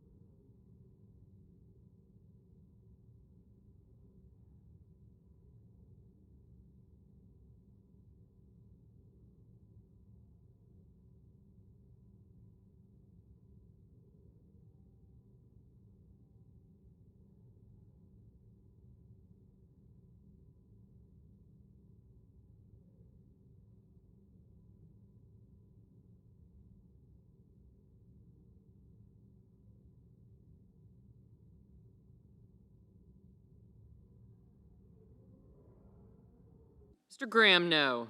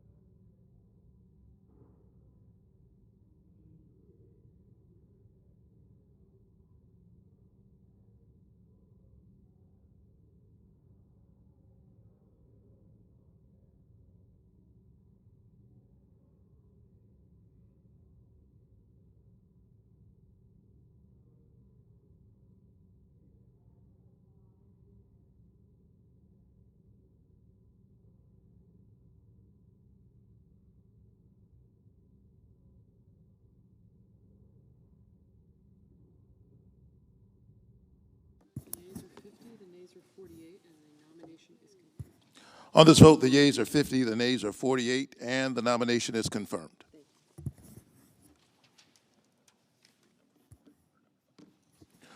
Under the previous order, the motion to reconsider is considered made and laid upon the table, and the President will be immediately notified of the Senate's action.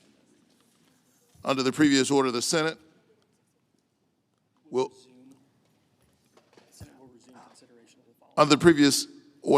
will resume consideration of the following nomination, which the clerk will report.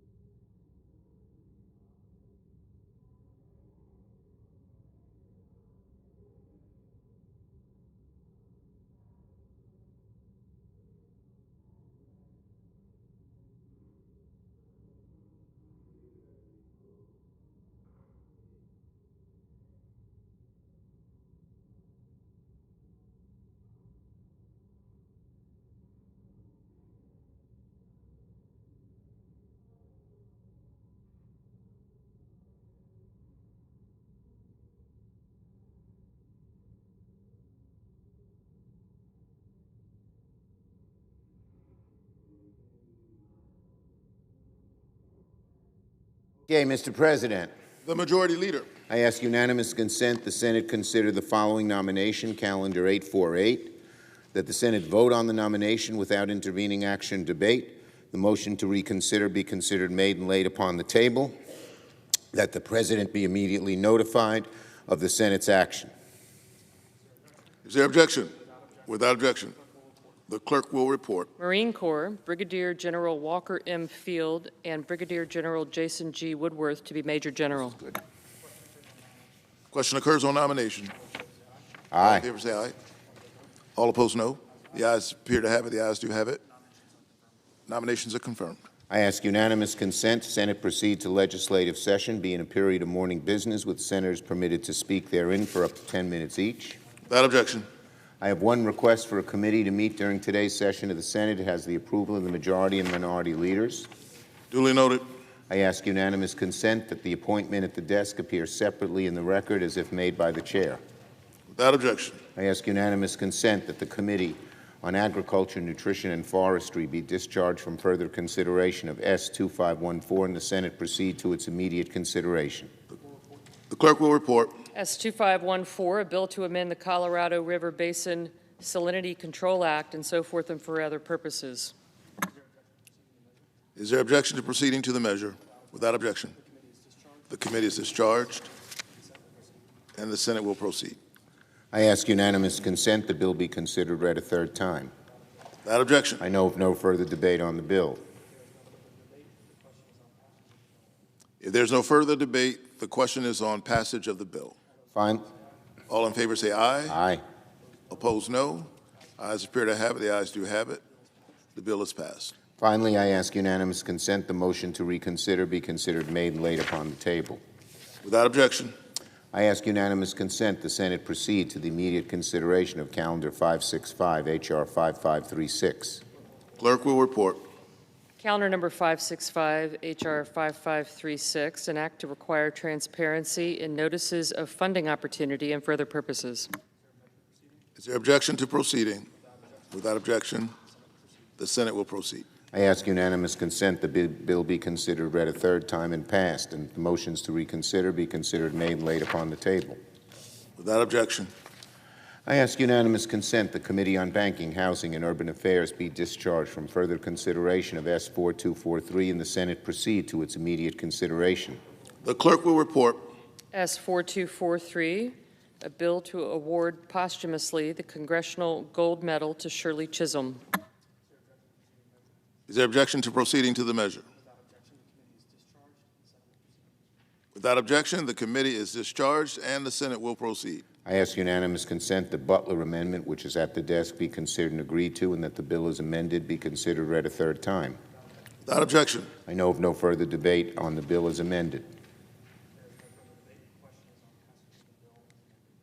If there's no further debate, question is on passage of the bill as amended. All in favor Aye. say aye. Opposed, no. Ayes appear to have it. The ayes do have it.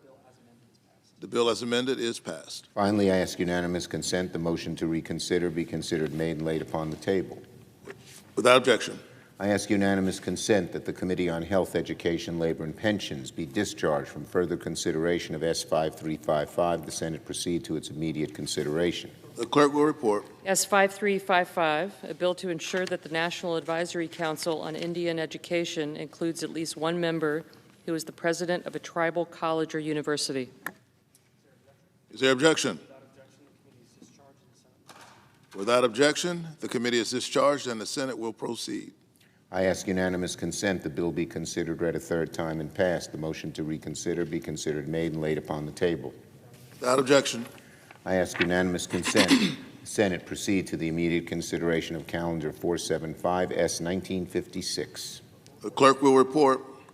Calendar number 475, S-1956, a bill to improve the commercialization of federal research by domestic manufacturers and for other purposes.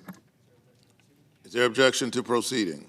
Without objection, the Senate will proceed. I ask unanimous consent that the committee reported substitute amendment be considered and agreed to. The bill as amended be considered read a third time and passed, and the motions to reconsider be considered made and laid upon the table. Without objection. I ask unanimous consent the Senate proceed to the immediate consideration of Calendar 485 S4107. The clerk will report.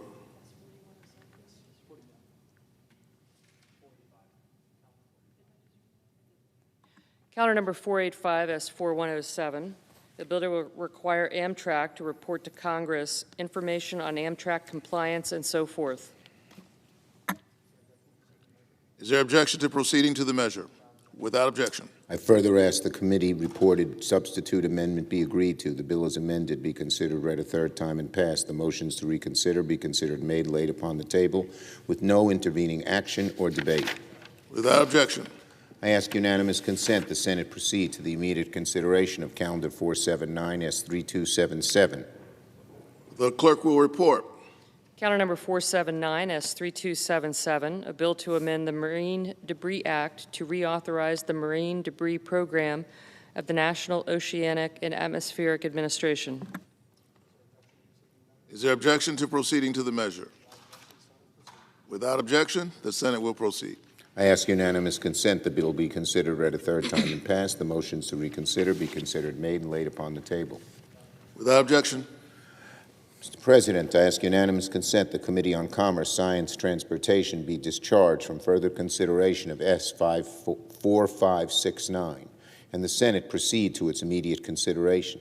The clerk will report. S4569, a bill to require covered platforms and for other purposes. Is there objection to proceeding to the measure? Without objection. The committee is discharged and the Senate will proceed. I ask unanimous consent that the Cruz-Klobuchar substitute amendment at the desk be agreed to. The bill as amended be considered, read a third time. Without objection. I know of no further debate on the bill as amended. Is there further debate? If not, those in favor say aye. Aye. Opposed, no. The ayes appear to have it. The ayes do have it. The bill as amended is passed. I ask unanimous consent the motions to reconsider be considered, made, and laid upon the table. Without objection. I ask unanimous consent that the Committee on Rules and Administration be discharged from further consideration of H.R. 7764 and the Senate proceed to its immediate consideration. The clerk will report. H.R. 7764, an act to establish a commission to study the potential transfer of the Weitzman National Museum of American Jewish History to the Smithsonian Institution and for other purposes. Is there objection to proceeding? Without objection, the committee is discharged and the Senate will proceed. I ask unanimous consent that the bill be considered, read a third time. Without objection. I know of no further debate on the bill. If there's no further debate, question is on passage of the bill. All those in favor say aye. Aye. Opposed, no. Ayes appear to have it. The ayes do have it. The bill is passed. Finally, I ask unanimous consent that the motion to reconsider be considered, made, and laid upon the table. Without objection. I ask unanimous consent the Senate proceed to the consideration of SRES 920 submitted earlier today. The clerk will report. SRES 920, designating November 2024 as National Homeless Children and Youth Awareness Month. Is there objection to proceeding? Without objection, the Senate will proceed. I ask unanimous consent the resolution be agreed to, the preamble be agreed to, that the motions to reconsider be considered, made, and laid upon the table with no intervening action or debate. Without objection. Mr. President, I ask unanimous consent the Senate proceed to the consideration of SRES 921, which is at the desk. The clerk will report. SRES 921, remembering the December 6, 2019 terrorist attack at Naval Air Station Pensacola and so forth. Is there objection to proceeding? Without objection, the Senate will proceed. I ask unanimous consent the resolution be agreed to, the preamble be agreed to, and that the motions to reconsider be considered, made, and laid upon the table with no intervening action or debate. Without objection. And finally, Mr. President, I ask unanimous consent that when the Senate completes its business today, it stand adjourned until 10 a.m. on Wednesday, December 4, that following the prayer and pledge, the Journal of Proceedings be approved to date, the morning hour be deemed expired, the time for the two leaders be reserved for their use later in the day, and morning business be closed. Following the conclusion of morning business, the Senate proceed to executive session to resume consideration of the Brindisi nomination. Further, that cloture motions filed during today's session ripen at 11:45 a.m. Further, that cloture motions filed during yesterday's session ripen at 11:45 a.m. Finally, that if any nominations are confirmed during Wednesday's session, the motions to reconsider be considered made and laid upon the table, and the President be immediately notified of the Senate's action. Without objection. If there's no further business to come before the Senate, I ask that it stand adjourned under the previous order.